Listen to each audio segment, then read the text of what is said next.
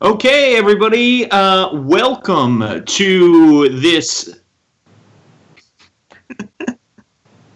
That's cool. All right. Hello, everybody. Welcome to this Table Top Babble, Don't Split the Podcast Network actual play experience. You might be listening to it as a podcast. You might be watching us live right now. This is the product of a conversation that Darcy Ross, who is here with us today, and Rich Howard, who is our dungeon master for this, it's a product of a conversation that we had where we talked a lot about aquatic actual plays and how to run them that you will hear on Tabletop Babble coming up. But in the meantime, Rich was like, hey, I wrote this thing and it's pretty awesome and I should run it. I'm pretty sure I didn't say it's pretty awesome, but I said I have It was implied. It was definitely implied. It was definitely implied. So, okay. So this is an aquatic actual play. Rich has written this adventure. He's actually written a lot of the classes and things you're going to hear about today as well. So I'm going to turn it over to Rich, who will take it away. Thanks, James. Welcome, everybody. I will apologize ahead of time for the fact that my voice is a little trashed. We've got a little sickness here, but hopefully everybody can understand me, and I won't destroy it with coughing. I think I'm pretty good. So what I want to do first is go around and introduce this all-star cast that James has managed to put together. Sorry, I just noticed Dan's beard. Well done, Dan. That's thank you. Impressive. You're welcome. You're welcome. Let's start with the. Let's start with that. Let's start with the beard. I'll introduce my beard. It's courtesy of my daughter Angie. She wanted my face to be fuzzier, so. Oh, nice. So now we have this. Tell everybody who you are and what you do, but also tell me what your experience is with aquatic adventuring. Oh, sure. Pardon me. I think I have a little something going on as well. So I'm Dan Dillon. I'm a freelance game designer. I got my start with the Four Horsemen Writing Collective, doing mostly Pathfinder. Although now that 5th edition has opened up their OGL, and since that happened and a little before, I've transitioned pretty much exclusively to 5th edition Dungeons & Dragons work, which is absolutely where my heart lies right now. I absolutely love it. So I'm thrilled to be here. As far as aquatic adventuring, that's actually certainly not to Rich and Darcy's level, but it's something that I absolutely love and have loved all throughout my gaming career, and it's always been rare. So it was always that special treat whenever we got to break out the water-breathing scrolls or whatever unique water-breathing magic item popped up in that adventure to go and mess with sea elves and, fault lines and giant crabs and all that other stuff that's lurking in the shipwrecks. And that I even transitioned into when I played some MMOs. I used to love exploring the underwater areas, which were usually just kind of like peppered here and there as an afterthought. And I always wanted more. So I'm very, very happy to be invited here today. I can't wait. Outstanding. Awesome. I'm really glad to have you, particularly because there's a lot of new classes and races here, and it's exciting. As some of you guys know, Dan has written some amazing stuff for Cobalt Press that I know James has talked about, and I literally have one of his books sitting next to me that I use as a reference to make sure that I'm being cool enough for the stuff that I'm writing. All right, let's move on to Darcy. Hey, I'm Darcy Ross. So I'm a malacologist by day. I study mollusks and other squeaky creatures for pleasure and profit. As a grad student, I guess, very poor profit. I don't recommend it. Yeah, it's bad. Don't do what I do. But I study snail shell development, which is great. And I'm a gamer by night. And so I haven't run as much aquatic stuff as I would have liked. And I feel like a lot of my aquatic stuff is, it's an ocean, but it's in space also. So because I run Numenera, so everything's a little weirder. So, but yeah, I feel like I've always in video games and things, I've always really, really enjoyed any aquatic action I could get. So I love running tabletop stuff in space and oceans, but I'm still a little bit new to it myself. So other things I do is I have a podcast about Monte Cook Games products, which includes Numenera, the weird oceans and space is fine setting. And that podcast is called Cypher Speak. I co-host it with Troy Pitchelman. I also write a bit for Gnome Stew, and I work with Contessa, an organization devoted to highlighting and assisting minority folks in gaming, I guess, is what we're turning into these days. Yeah, Cypher Speak is amazing. Go listen to it. It's a fantastic podcast. That's fantastic. I'm so glad. And when is the thing, James, that we did? That other thing? That other thing? When is that other thing airing? That other thing will be airing on Monday, the 17th. Sorry, that got everybody excited by leading up Monday. Monday the 17th was supposed to air before this, and then some people had Kickstarter requests and things like that needed to get out urgently. No problem. Yeah, so Darcy and I got together to chat with James a little bit about aquatic gaming, and you can hear that next week if this turns out to be anything you're interested in. I'm looking forward to it. Aram, have you played D&D, Aram? No. No? I don't really know what it means. Or Accidental death. I have some dice here. I don't know. Yeah, Nice. My name is Aram, and I guess I'm a fantasy podcaster now. Like, it's weird. It's still odd for me to say out loud. You know what I mean? Own it. No, I mean, like, I'm happy. I'm thrilled with it. But you say it to people, and they just look at you like, well, that's not a thing. You just said words, Yeah. But they do. Like, you can't possibly live off that, and you can't. Do you live in a box? Like, that's kind of the look I get back. Like, I'm stealing power to get my show in it. Oh man. But I run the show Godsfall. I am also, which is a 5th edition original story Dungeons and Dragons podcast. I'm also on the second 5e show called the Dungeon Rats with a great crew here in Chicago who are all improv actors. And then there's me, and it's fun despite that. And then I'm working on a new show for this summer, which will be a modern day super show in Chicago called Evolution Earth. So I'll have that hopefully launching in the summer, and I'm working on a world book for Godsfall that's getting wrapped up shortly. Yeah, I'm really excited about that. I'm excited to get it done. I'll tell you that. I mean, I'm very happy. It's going to be great, and I'm thrilled with it. But making a whole book, as it turns out, takes a bit of time. That was surprising. As far as aquatic adventures, I was in the Navy. Otherwise than that, I've hated every water level in every game I've ever been in, and I avoid it like the plague usually in D&D. So this is going to be fun. Nice. I am going to expect a little Godsfall aquatic action sometime soon in the future. After it's actually funny you mentioned that, because the very next episode just happens to be an all like it starts out underwater. Like it'll be about 2 hours of that. Well, I mean not about 20 minutes because I edit. You know what I mean? Yeah, I know what you mean. Yeah. 2 hours of messing around, 20 minutes of amazingness. Yeah. Well, 20 minutes, 8 of it's good. Right on. Oh, I guess I should probably introduce myself too, huh, James? Yeah. Oh yeah, that would be great. But let's actually start with you. I just assume people know you, but who knows? Who knows you? Any award-winning people? So Aram, I just want to throw out there that to your credentials, you should also add game designer, since you are publishing a book of about games, and you are creating your own system, right, for this superhero game you're playing. Yeah, I'm creating my own system and everything for. So I guess technically, game designer. Yeah, that's really going to solidify it when I say I'm a fantasy podcaster / game designer. That will really make it real. Oh, yeah. I'm James Introcaso. I am co-owner with Rudy Basso of the Don't Split the Podcast Network. We put out a bunch of great podcasts. Table Top Babble is one that I host. How to Spellbook Will Travel is one that I write and voice act in. There's a lot of other great ones that you can check out at don'tsplitthepodcastnetwork.com.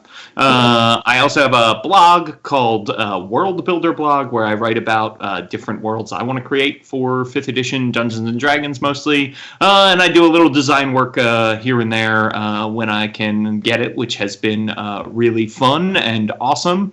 And I love talking about things. As far as aquatic adventures go, The best ones I've ever had were run by Rich Howard. So I guess that makes one, since Rich has run one game for me. It was Aquatic Star Wars game, and it was awesome. I haven't had that many other great ones. In 6th grade, I played King Triton in a production of The Little Mermaid, which is basically like being in the Navy. I assume Aram and I have very similar... if there's like 3 buttons for you to push and the costume, that's it. That's all you really need. So that was basically what we had going on. I like how James casually is like, oh, I design sometimes. Like, you're like casually a Gold Emmy award-winning designer on your off hours. You know. Well, having a podcast helps you shout at lots of people to vote for you. So there were lots of awesome blogs out there, and there's many that are more deserving of a Gold Emmy than one. No, let's not say that. I will say that I was there, and your face was priceless when they named it. Definitely. Going, wait, what's happening? What's happening? Yeah. Yeah, it was definitely a Tatiana Maslany moment for me. Nice. It was. But yes, World Builder blog did win an Emmy, and we're continuing to put out content that may or may not be great. Ask Dan Dillon is what I will say. No, his stuff is fantastic. It really is, absolutely. And I am your dungeon master for the day. My name is Rich Howard. I am a game designer and podcaster myself. I am the writer of The Alchemist for 5th edition, published through Tribality Publishing. I have, or had, a couple of columns on Tribality. Unfortunately, I'm not that active on the website right at the moment. But there's an entire column called From the Depths that explores a lot of the stuff that we're talking here. In fact, a lot of these races and these class archetypes that we'll be playing today you can actually find them, the early draft versions, on Tribality. I'm currently working on a supplement called Aquatic Allies, which is a collection of races and class archetypes that draw on some of the things that you're going to see here, and more, honestly. And that's kind of what I do. I'm also the co-host of a podcast called Whelmed, the Young Justice Files, where we break down the animated series, the brilliant DC Comics animated series Young Justice, and use it as a springboard to talk about storytelling, including storytelling from a role-playing game standpoint. In fact, Aram is in the queue to come on and talk about radio plays and audio work and that kind of stuff from a creative perspective. We're looking forward to that as well. Darcy has also been on.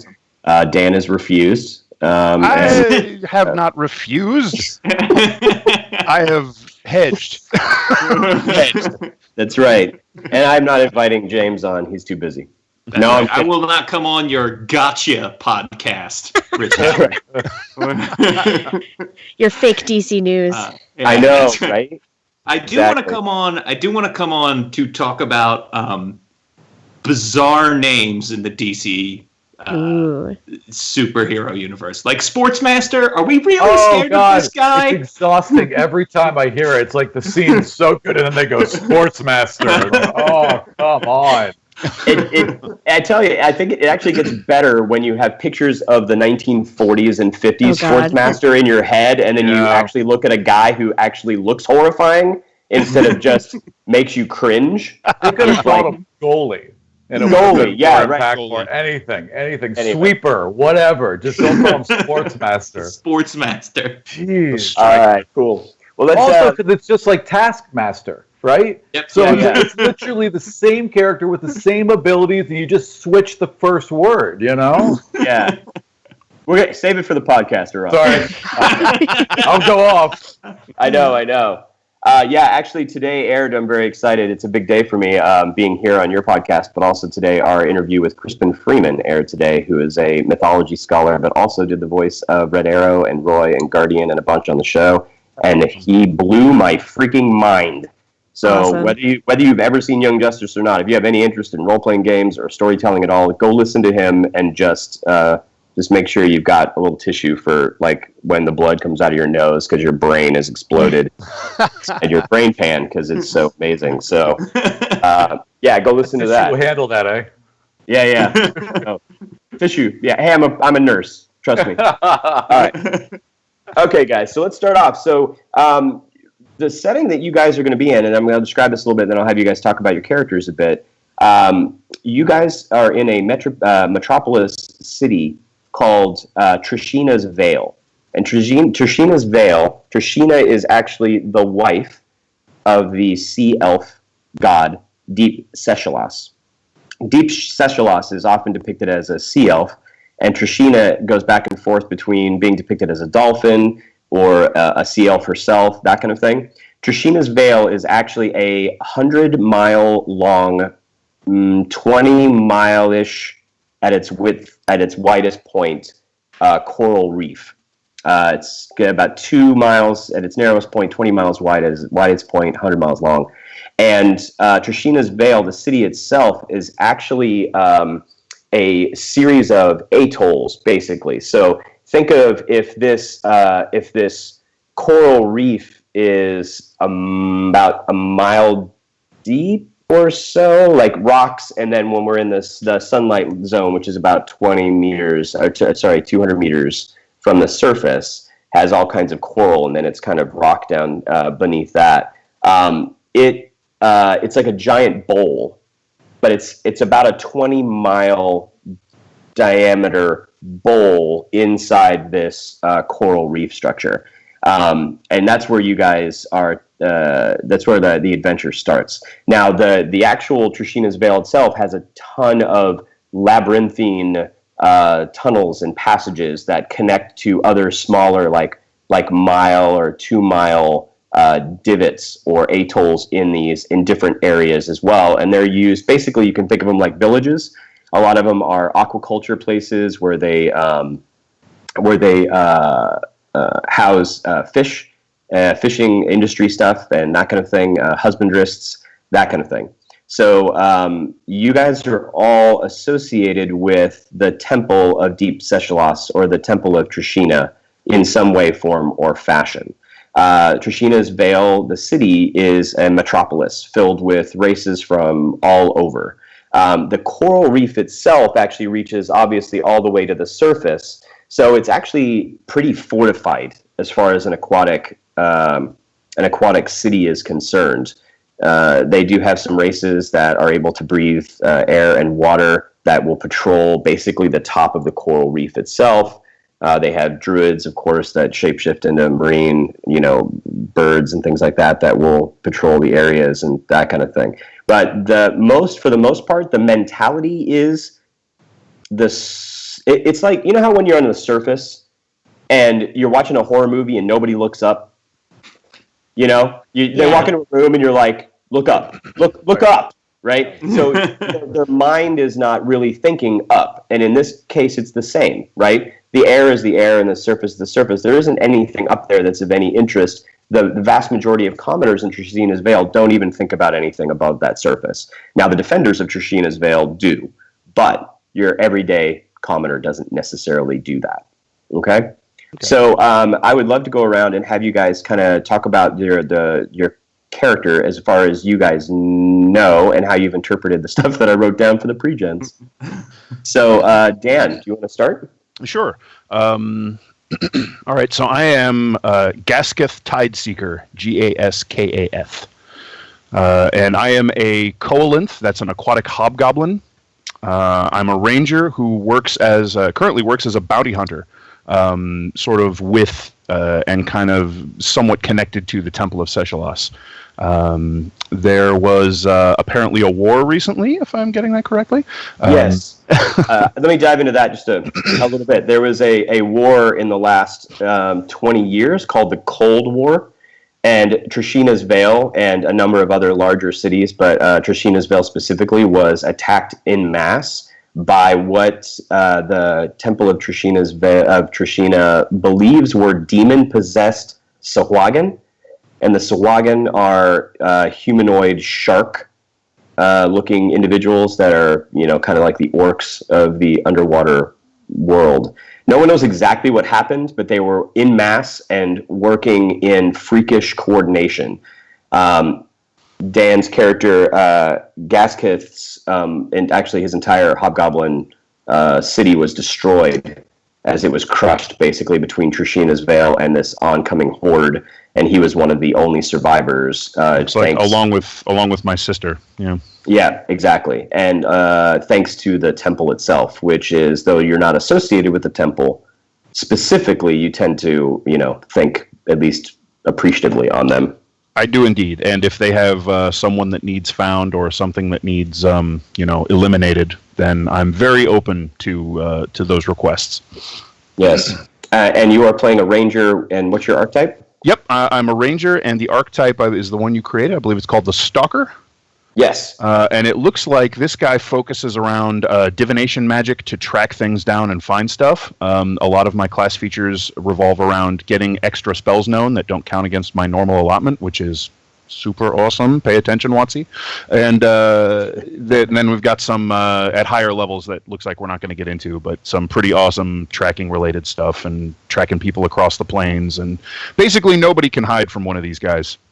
Yes, yeah. It was inspired by the Gith Yankee sword stalkers that track people down that steal their silver blades. But it can be expanded to all kinds of things like dwarven aboleth hunters or whatever.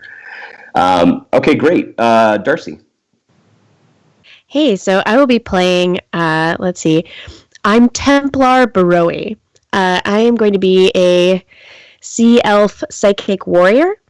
Which is a pretty cool take of riches off of the Eldritch Knight archetype of the fighter, right? Yes.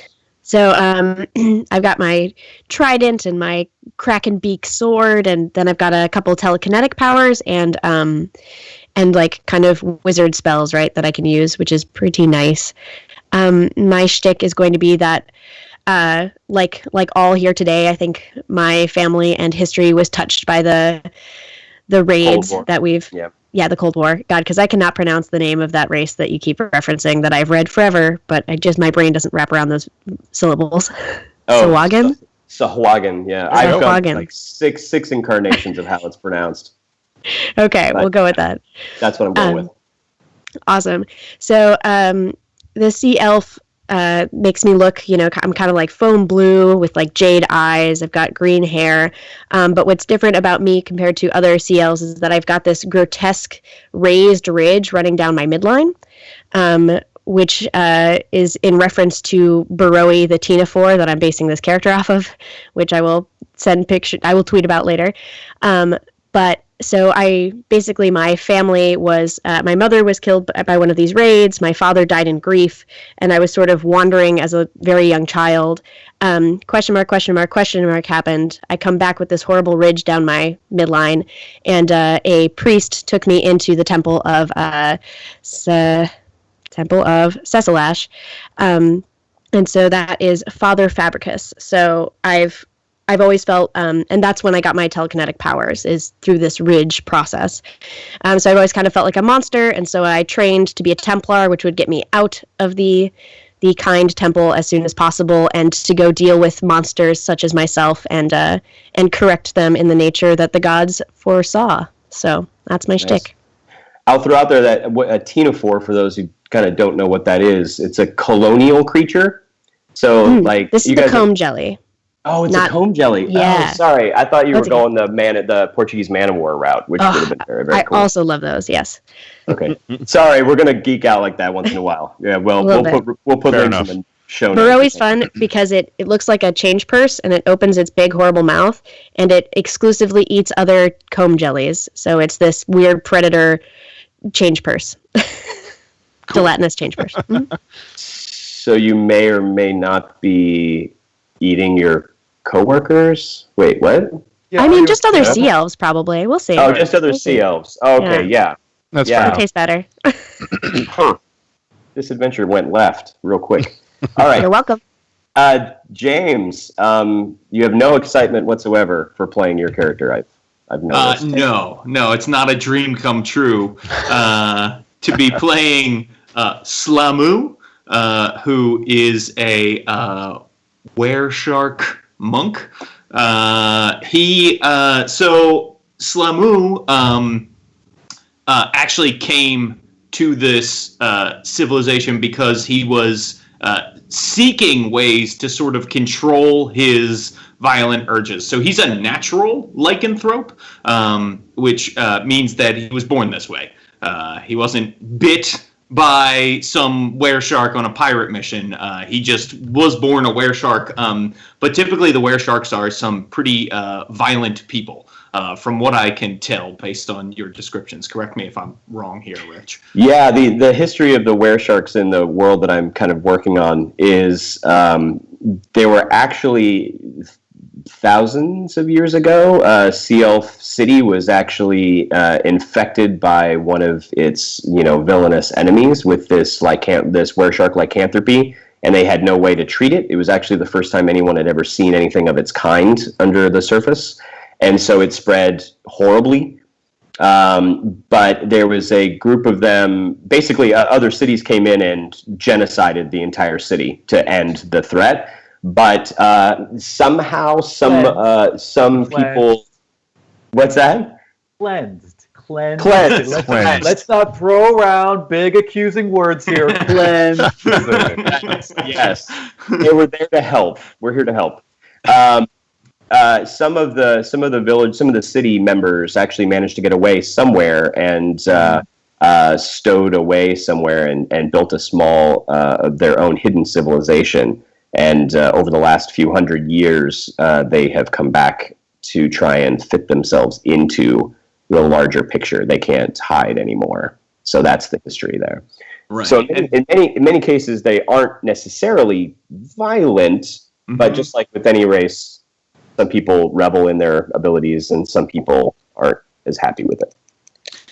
And I would say that during his young life, Slamu gave into these very violent urges, and would often sort of be directed to go after the Sahuagin, who were sort of one of the natural enemies of the were-shark, according to this Tribality article I read by Rich. But soon his bloodlust really started to get out of control, and he hurt a lot of people who were close to him, and so he left the were-sharks and decided that he was going to try to gain control and that he needed help. And so he reached out to a temple in this city. Is it the same temple that Darcy referred to?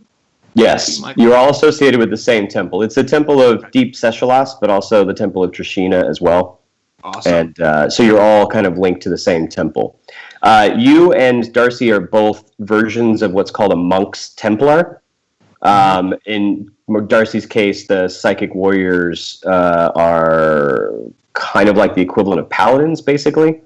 Right. And but they're also non-psychic, Monks Templars as well. And you kind of came to that training area, that dojo in there to try and help control what you can do. And I would say that now I spend most of my days in meditation or practicing battle, which I view as more than just a means of self-defense, but actually as an art form, that I admire and practice daily, basically. And I use that as a way to keep myself centered, but I still get these very violent urges, and I'm hoping that I can continue to be pointed in the proper direction. Most of the time, super calm and even-keeled, but if somebody gets under my skin, it's bad news, possibly for me. Yeah? They wouldn't like you when you're angry, is what you're trying to say? That's what I'm saying, yeah. Yeah, pretty much. Yeah. All right, excellent. And Aram. I think I'm starting to understand why I was handed calm emotions now, so I'm just going to put that one right on top there. I am a dolphin, a person, right? Yeah, basically, it's called a bottlenose seat. Yes, You're actually an awakened, or what's sometimes called uplifted cetacean or dolphin. So you're not even humanoid at all. So right, I'm literally a dolphin. You are literally a dolphin. Awesome. Okay. Cool. So my name is Brother Fliponius, or Brother Flip. That's fine as well. I am a cleric, a devout cleric of Trishina. Trishina. Now, was I assume that's how I was lifted up. I was just swimming around as a dolphin and one day heard the call. No, in this world, there are actually all the marine mammals are all intelligent to some level or extent. Yeah, okay. So it's actually just one of the people. In your particular case, you were one of the younger members of your family pod, and so like many of them, you would not be taking over the family business kind of a thing. In your case, you were actually noble born, if I remember. But since you were younger, you had already had a draw. You were very happy with the choice of going into what you do. Oh, yeah. I'm thrilled about this. I am a holy dolphin of the Holy Order, and I am quite happy about my place beneath the waters. That's awesome. Nice. Nice. Also, I could basically like mage hand at will, which is, I guess, how my people evolved, because, flippers, right? So I can manipulate things, but, it's with my mind. Nice. Yes, exactly. Yeah, kind of skip all the worrisome things and about not having hands, and basically just saying that anything you could do with hands, basically, it's a little more difficult. There's a feat in particular that allows you to get more manipulative with it. Your holy symbol is actually a helmet that slips over the melon on the front of your head and around your jaw. It can be used as it can be used in defense, like a helmet, basically like a shield.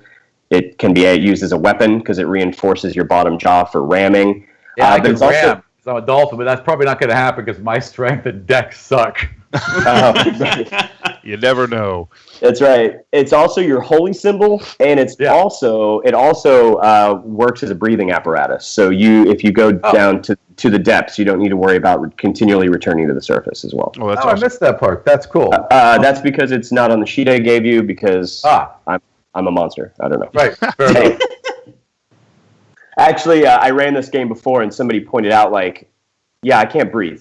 I was this is why we play test things. How long can dolphins hold their breath? Bottlenose dolphins aren't as long as you might think, but usually about 15 minutes or so, 15 to 20 minutes. Okay. Yeah, so the helmet will be helpful. Yeah, exactly. Yeah, exactly. Pardon me one moment. Yeah, no worries. All right, great. Thanks, guys. So you guys are all, as you mentioned, the through line of your guys working together from time to time is through the Temple of Seshalos and or Trishina. So I'm going to go over a couple of house rules that I use, and then let's dive in, pun intended. In my world, I do a couple of little things. One, initiative is based on wisdom, not dexterity. It is about situational awareness and perception, not about how fast can you pull a gun out. So that's all calculated already into your character sheet, so you don't need to worry about it that much. But from a descriptive standpoint, I wanted you guys to know because I think it makes the starts of combat a little different when you're describing what you can do. Initiative order, I actually completely steal from the Edge of the Empire Fantasy Flight Games initiative. So when you roll initiative, it is not an individual order, it is a party order. So, for example, if Aram rolls the highest initiative, which I'm sure he will with an 8 dex, if he's in the top slot, it's not, okay, now it's Aram's turn. Instead, I'll say, okay, it's now a PC slot. So tactically, you work together. So Aram has, so that way if you have your rogue who starts off first, but he doesn't really want to go first because he needs to do something else, he can basically open up the tactics. You guys have set yourself up so that, say, the fighter can be in a position to go first, that kind of thing. Okay. Makes it a little more tactical, right? Got it. Inspiration, you can use it as normal, so you can re-roll missed attack rolls, saving throws, or ability checks. You can force an enemy to re-roll any of those as well. You can recharge an ability that normally recharges on a short rest by spending an inspiration. You can use it as a spell slot of any level that's lower than your highest spell slot, minimum 1. You guys are low enough level. You guys are all, sorry, 4th or 5th? I actually can't even remember my own pre-gens. I am 4th. 4th. Fourth. So you guys all have Yeah, first level stuff. So you can use it as a first level spell slot if you want to expend it to do that. You can also use it as a key point if you want in a desperate situation. James. Cool. Nice. Right, and if you want to offer ideas of how to use an inspiration that are outside like game mechanical crunch rules, throw it out there. Awesome. Quick question: as a ranger, I'm on the slower spellcasting track, so I only have first level spells.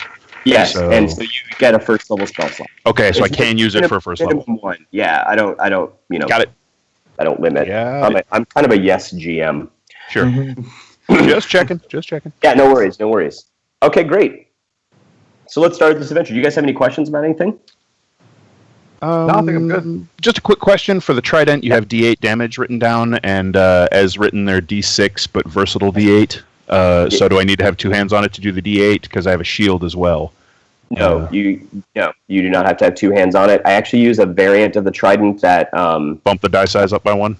Yeah, that Sean Ellsworth on Tribality had put together, and he has a whole article on arguments about why and what for, and which I mean, tridents are exactly the same as spears. They are mechanically identical to spears, but they're martial weapons. It's insane. But it's huge pet peeve of mine. Thank you.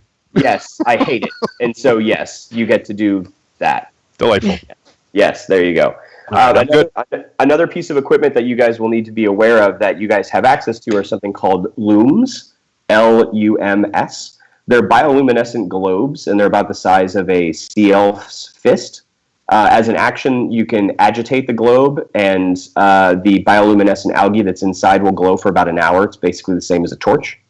The creatures in the globe, though, after they are used, they actually need to be fed and rest for about an hour, so you can only use it for an hour at a time. And just for flavor, there's actually these little food packets that you have to actually plug into the membrane to feed them, basically like fish food. That's it. That's the story. Okay, great. So, hang on, guys. My lantern needs to eat. That's right. Exactly. Everybody roll initiative. All right. Welcome to the ocean. All right. Good start. 13. Let's see. 21. Look at that. Baroe off to a good start. 17. 17. 11. 11. Is that everybody? 21, 17, 13, and 11? Yep. Okay, great. Here's what's happening. You guys are escorting a caravan of 5 giant tortoises, giant turtles, not tortoises. They'd all die underwater. giant sea turtles, which are commonly used as pack animals. On these giant sea turtles are enormous clamshell containers that are strapped to the top of the tortoise's shell. It makes it hydrodynamic so they can continue to swim well. You've been asked by a friend of yours, and I'll get to him later, or her, because he can be both,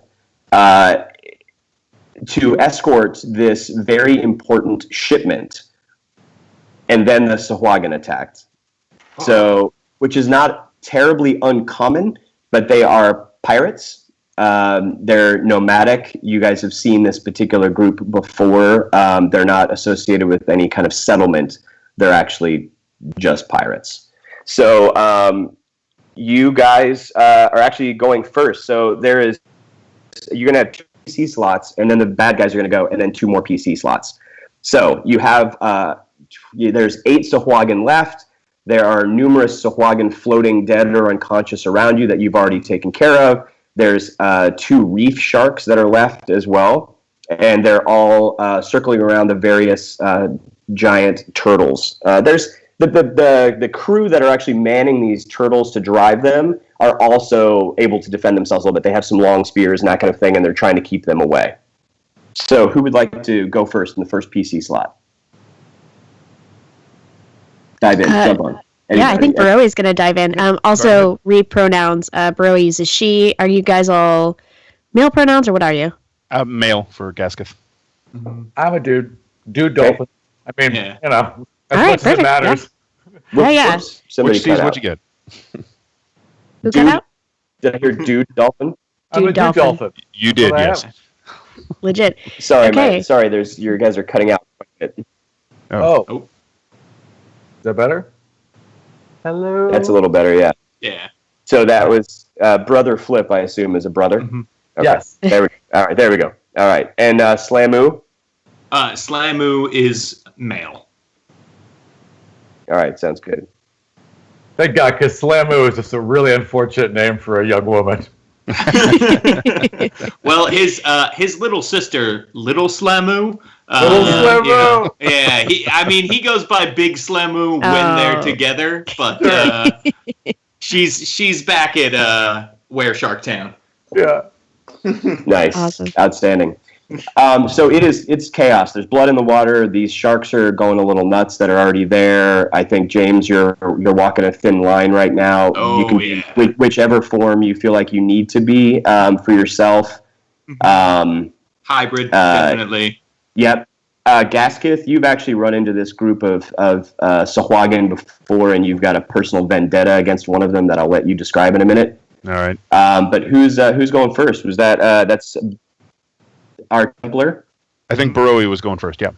Yep. Baroe was gonna try to use her telekinesis to pull one of the Swagan next to her, kind of up against one of these big clamshell containers, and pin it so that she can more properly dispose of him. Okay, sounds good. Cool. So Do your roll thing. to TK pull. Let us see. That's a 17. That's a hit, and this is a cantrip, right? Yes. Yeah. So she basically can pull and push telekinetically, dealing damage and controlling the field a bit. 17. So you do some damage with that too, right? Yeah, 9. 9 damage. Okay. And I'm sorry, I'm having a bullet. lot of cutting out. I hate to say. Oh, bummer. I'm gonna actually flip off. I'm gonna flip off my visuals. Sorry, guys. Okay. Fair. See if that helps any. All right. So, are you slamming him up against one of these sea turtles, Darcy? Yeah, that's what I was hoping to do, so that I can pin him, or someone can kind of, get him up against a structure good. next round. So, I want you to go ahead and do the damage, but I want you to add an extra D6 for slamming him up against this hard surface. Ooh. Lovely. So that is an 11.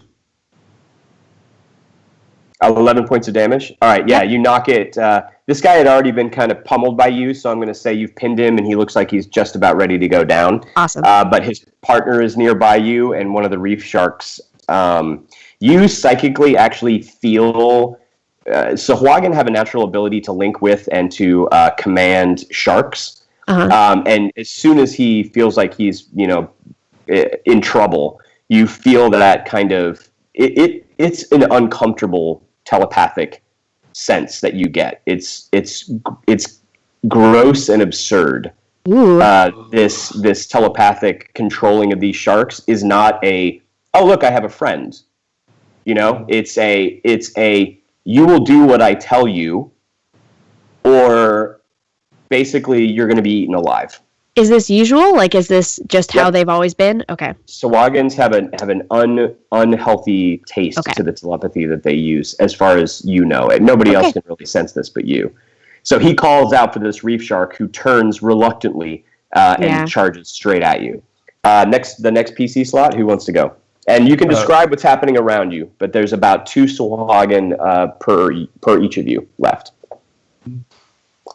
All right. Dan, so why I don't think you go? Next was me. I'll go ahead.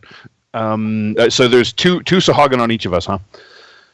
All right. Yeah. Well, then, as I finish dispatching one of the previous round, the first wave that came in, I'll turn with a snarl and shift my hunter's mark to the nearest Sahuagin and drive my trident toward its throat. Okay, sounds good. Right when you do that, you actually hear the one that you're fighting call out to the one that is his partner to get the container. And the way that Sahuagin communicate, it's a little bit telepathically, but they also have kind of this air sac that's inside their throat that basically they don't use their lips to speak because air doesn't come out of their lips. And actually basically they have lips that are inside this air sac, inside their throat, that make this communication. So you can hear part of that and part of the telepathic request as well. So he's sending one of them to go get quote unquote the container when you attack him. Got it. But there's 3 containers to choose from, right? There's 5 giant tortoises, and each giant. I keep saying tortoises. I've been going to the San Diego Zoo too much. Right. 5 giant like you turtles. Do. Yeah, like one does. Go to the. So there's 5 of them, and each of them has about 10 of these containers on them. So there's 50. Okay. All right. He is definitely heading toward a specific turtle. All right. Well, I'll follow through with this and deal with that in a moment. So my attack on the Sahuagin, I will have a 23 to hit. I think that'll probably do it. That's a miss. Oh, dang. No, it's a hit. Yay! So I got him with the Hunter's Mark. That's 13 damage. Ooh, Okay, nice. yeah, you take him about halfway down, so he's definitely bloodied. You definitely, you pin him through, a shoulder. You definitely sever, a blood thing, but and you fought these guys before, it's not going to stop him. Sure. It would cause anybody else to leave, but he is going to eat you until he's dead. All right. Well, he's not going to get the chance. So after I spear him through the shoulder, I'll kind of call over my shoulder toward the rest of my companions. Watch that one. He's what they're after. Okay. I've actually already done some pre-rolls, so it's now the bad guy's turn. Mm-hmm. So Dan, you actually get missed. He's actually being held at the end of your trident, and he's swinging at you as much as he can. He's actually dropped his actual spear that he had been using and was trying to go hand to hand with you. Aram, you got hit for 8 points of damage. You've got 2 Sahuagin that are actually holding on to you right now. They're grappling you on either side, and they're digging into your thick, blubbery hide. Darcy, you are also missed. And James, there's 2 facing off at you, but you guys are kind of at a stare down stalemate. What form are you in? So I am in my hybrid form, which looks like a humanoid-ish tiger shark. Nice. So he's got teeth that actually fit kind of perfectly together. Yeah. And then, I know you know what a tiger shark looks like, Rich. But for the sake of the audience, and then he's also got some dull stripes along a sort of greenish in the water body. Gotcha. Mm-hmm. So the 2 of them are actually trying to talk to you. I think you think that they're trying to use their shark influence on you in some way, and I do not like that. They're both looking at you a little bit, and where Darcy could feel could kind of like an outsider looking in at this telepathic communication between a Sahuagin and a shark. Mm-hmm. You are on the receiving end of this gross, I don't know, violation is what it feels like. Oof. And they're both trying to, because you're not convinced they understand what the hell you are. Right. Like are you a druid shapeshifted? What the heck is happening right now? And so they've got their spears out trying to hold you at bay, but they're trying to see if they can use you against your friends, which is failing. Ugh. All right, so the next slot is going to be either James or Aram. I'm ready to rock. Slam some moo. So, Rich, here's my question. How close to the surface of the water are we? I'd say you guys are probably about, I want to say, you can't be too terribly far because these giant turtles can actually hold their breath for a while, but not terribly long. So I'm saying probably 100 feet. Okay, all right. Too far to breach is the answer. Right. Yes, too far to breach. All right, cool. So what I want to do is I reach over to a dead Sahuagin body that has my short sword in it at the moment. That's nice. Made of an enormous shark tooth. So I pull that out, and sort of this cloud of blood fills the water. And then I use my electrosensitivity, which essentially gives me blind sight, and I come through the other side of it, slashing and biting at these guys. Nice. And I'd like to use Flurry of Blows. Yes, you would. Yes. Do it. Nice. Okay, So many fights. That's right. Do I get to use bites with Flurry of Blows? How's So that work? the way that it works with you is you get to now, because you're a were-shark, you get to choose whether or not your... so basically, between your claws, your bite, and your just fists, you get to choose whether you're doing bludgeoning, slashing, or piercing damage of your monk damage. Right. And if you're doing piercing, then it's your bite. If you're doing slashing, it's your claws. If you're doing bludgeoning, you're punching them in the face. Gotcha. If you're in your hybrid form, that is. I am in my hybrid form, totally. There you go. Okay, so I'm gonna try to bite one of them and stab the other with my sword, Sweet. and then the third attack might be a claw to the face. The other thing that I recommend players do is, if you don't do it already, is roll your to hit and damage all at the same time, and that moves things faster. Saves so much time. So much time, please. Yeah. So 18 to hit with the sword. Yep. Okay, so that's going to be 10 piercing damage, I guess. It's a short sword, right? Yep. And then a bite. So it's going to be 20 to bite the guy next to him as I sort of come through, sword in one hand, bite in the other. And it'll be another 9 to bite damage. So did you attack the same guy? Sorry. No, different. Okay, so they're both down about half damage. Okay, and then the one that I bit, I'm going to rip out a chunk of flesh and then try to bite him again. Okay, do it. Critical? Yeah. Nice. Nice. Then I was going to ask what secondary effect you were going to use since you're an open hand monk, but I think the secondary effect is he dies. Yeah. Yeah. So yeah, it's another 12 damage to Yeah. him. All right. You tear that guy to literal pieces. And my Yeah. eyes roll back white as I Yeah. Oh, there it is. Nice. Very nice. All right, cool. We're back at the top of the round, actually. So, again, it's a PC slot. Oh, So, wait, again... no, I haven't gone yet. Correct. I'm sorry. You're dead. No. Yeah. Oh. Sorry. Ooh. There's the twist. No, go ahead. I am being savage on either side at this moment, correct? Yeah, they're like right up in your face. Like one of them's like on your snout and the other one's around your back. Perfect. Then I shall focus and I shall cast Thunder Wave. Nice. So the Thunder Wave in your case is you basically echolocate. Yep. And you enhance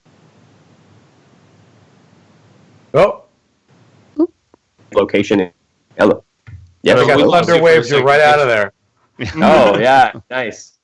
Sorry, I don't know what the problem is. My apologies if that's me. Yes, your echolocation gets enhanced drastically by this magical blessing of Trishina. And you can. I'm going to say that you can maneuver yourself so that you kind of shake them a little bit to get them both in front of you at the same time. Excellent. Go for it. Nice. Oh, it's a save. It's a save on their right. part, actually. Right, correct. They have a con save. That's a miss. They both missed. All right, then they both take. Aha, nice. They both take 14 points of damage. Oh Nice, man. and they get shoved. They get shoved backwards significantly. 15 feet. Oh, sorry, 10 feet. Sorry. Everybody hears. Everybody hears that explosion go off. Yeah. So. Lost it again. Curses. So being knocked prone underwater, since you can't be knocked prone, it's actually basically just becoming massively disoriented. So it's the same basic effects, but they just need a round to kind of get themselves straightened out. So you've sent them Which both end is safely. up? So we can Yeah. spend half our speed to like shake it off. Right, exactly. Got it. That's Okay. it. Yeah, you just get yourself oriented, which way the bubble's going up, that kind of thing. Right. Right. Exactly. All right, great. So we're back at the top of the round. So who wants to take that slot? And just to reemphasize, it could literally be a ROM again if you wanted to do that. It's up to you guys. You guys aren't knocked unconscious, but they are disoriented. Sure. I'm the and only Dan- one who's injured so far, correct? Yeah. Gotcha. Yes, you are the only one who's injured so far. And Dan, that guy is so Hagen are actually very fast swimmers. Yeah. And so he's heading. You see him heading toward the giant sea turtle that's in the middle of the pack. Okay. Now, are there any distinguishing markings on the case, or does it seem like he just knows where he's going? He just seems like he knows where he's going. Interesting. Darcy, can you make a perception roll for me, please? Yep. right, who wants to go next? That perception roll is separate from who's going in. I was going to say, Aram, if you want to try to get away from the people you just pushed, you may want to go next. Or did I hear him shout that that's the main threat, though? Yeah, you all did. Yeah. All right, and I can see who's coming, right? Yeah. Okay. I'm going to say that, Aram, you're actually nearby that. Thanks, Darcy. I'm going to say that you're nearby where that guy's coming. He's heading generally toward you. Gotcha. Well, if I can move 50 and act, then I will maneuver myself in front of the wagon, or as close as I can get, and I will guiding bolt the one coming in. Oh, nice. Very nice. Okay, you do that. And again, describe your guiding bolt however you like. Again, I like to have flavor for things underwater. Oh, yeah. Well, I'm assuming if, like, a lot of my stuff is sound, right? So yes. He would kind of, like, focus in, and a combination of his telepathy, and you kind of see, like, maybe the water kind of pulse around his head for a second, and maybe his eyes kind of light, and then there's just, like, a column of, displacement as it rockets through the water towards the shark thing diving in. Nice. Outstanding. And it's +5 to hit. Their AC is 12, so just let me know if you hit or not. I trust you guys. I hit, yeah. Perfect, yeah. Nice. Excellent. All right. Oh, sorry, I should have rolled damage at the same time. That's okay. So while you're rolling damage, Darcy, so you now kind of know like where they're heading and what's going on, and the one that Aram is attacking right now, it's almost like he's reaching at. Seriously, James, did you put that photo of me up there? I did, guys. Oh my gosh! Yes. So if you look on the website, somebody put up my 1988 headshot for when I was doing extras. Oh, it's so good. It's the long-haired Rich Howard, which I think is the photo that inspired the sexy beast build on Total Party. Oh, it sure is. Yay. You guys. All right. Anyway, so Darcy, right before Aram hits this thing, you can tell it's reaching out telepathically with its abilities, which is a little strange because there's no shark in the area. There's nothing over there that it would normally be reaching out to. But you can almost tell that it's using it to zone in on which container to head. Okay. All right, Aram, how much damage you do? 17. Oh, shoot. So you knock this thing for a loop. Describe to me kind of what happens when you hit it. So it would just be this kind of like weird vibration in the water, and as soon as it strikes it, it almost looks like it's encased in a bubble for a second that then pops around it. It spins it around and disorients it and kind of beats it in on the sides. Nice. And then, if I remember correctly, Guiding Bolt gives the next person to attack an advantage, I believe. Is that right? Yep. Yeah. Is that true? Oh, yes. Yep. Yes, it does. So you've basically disoriented this thing massively underwater, right? Okay. Excellent. Right. All right, cool. We have another PC slot. Yeah, I'll go ahead and go, I guess. Yeah. I'll try and dispatch this Sahuagin. I will hit for a massive 17 damage. Okay, yeah, he's done. So this time I'm going to kind of rip the barbs of the trident out from its shoulder, and then while it's basically on its last legs, instead of going in for a kill, I'm going to spin the trident and take it across the temple with the haft to knock it unconscious. Okay, great. It knows, that it knows that it's gonna die. Like it just feels like it's gonna. Sorry. It feels like it's gonna. That it knows that it's gonna bleed out at some point. Like it is, but it is. It knows it can't get to you. It can reach you with the trident. You pull it out, and it's staring you with those dead Sahuagin eyes, and it's not going to give up. So when you hit it, if you're going to do that, you've got to hit it hard, and you crack it right across the skull, and it's now unconscious. Yeah. All right.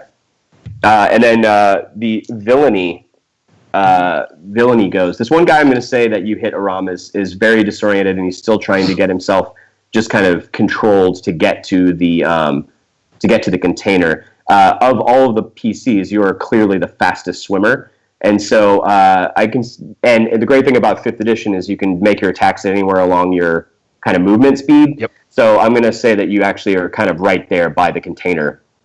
right between him and it, so you're right next to it, and he's kind of trying to move toward you, even though he's really disoriented. So let's see, that's 1, 2, 3.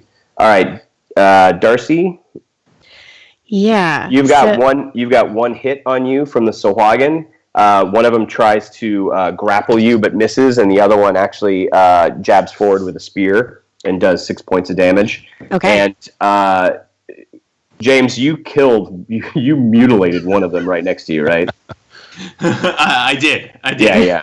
The other one takes a swing and misses, but one of the reef sharks comes heading straight at you. Oh no! And he slams into you actually and knocks you back a little bit.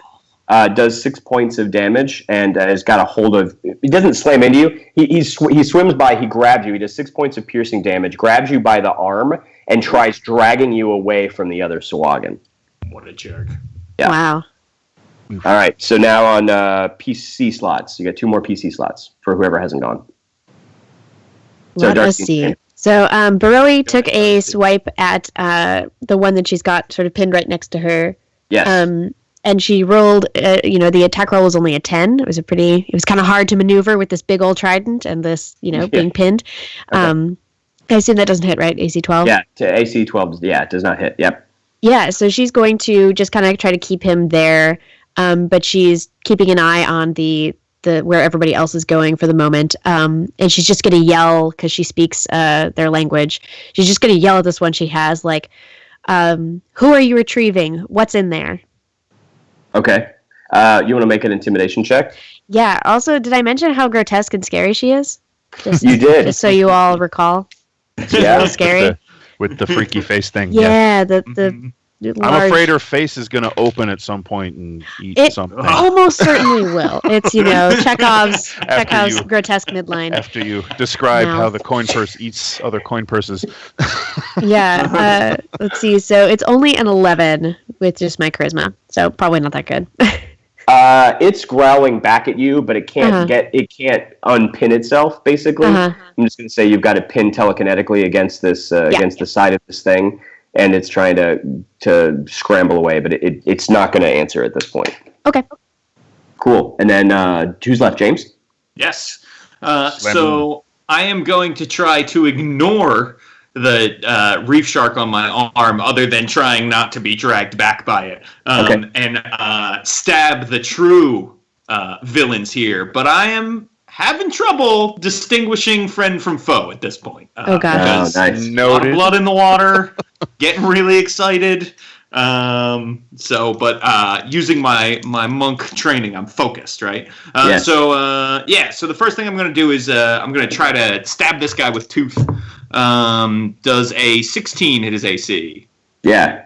For 9 piercing damage. Okay, sounds good. That Sahuagin goes down. Okay. Is the shark still telepathically controlled? That is biting me? No.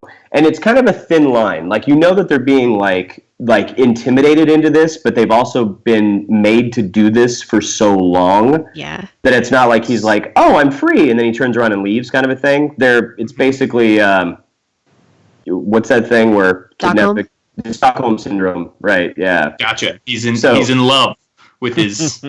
We won't go there. Family Telepathic podcast. Controlling. Right, yeah. Gotcha. Right. Okay. Well, but then, not that what you I'm could gonna maybe convince him of something, but it's not immediate. Sure. Well, since I already used my action to kill something, and I've got bonus actions left, what I'm going to do is so this shark is pushing me. Is he pushing me toward any enemies in any particular direction? He's dragging you toward the surface. Oh, he's trying to go up. Okay. He's dragging you away from the fight. Gotcha. Then what I'd like to do is push down and push harder and move towards. There's another reef shark near Broe, right? Yeah. Yep. So I'm going to move towards those Sahuagin. With him on my arm. Give me a strength check. You got it. Or an athletics check if you have that. It's fine. I rolled a 1. Oh, sweet. So what ends up happening is you do drag this thing down closer, but as soon as you get nearby, the other shark turns around and charges you, grabbing the other arm. And now they're both dragging you back. But the second one didn't do any damage. Cool. I lose control and spend a key point to use Flurry of Blows to bite. Do it. The first bite original shark twice. Do it. Nice. So 11. Okay. And 22. Yeah. So the 22 is 6 piercing damage from the bite. Okay. And you said you hit twice, right? Yeah, if the other an 11 hit. Yeah, the shark only has an 11. Yeah. Right. Oh, nice. Okay. So then that's another 9 piercing damage. Okay, great. So you tear into that, and basically you guys lose sight of Slamu in a cloud of blood and shark fury. Oh, God. Not going into that cloud. 3 sharks Wait, enter. I think One shark leaves. I think Aram is trying to speak, but we can't hear him.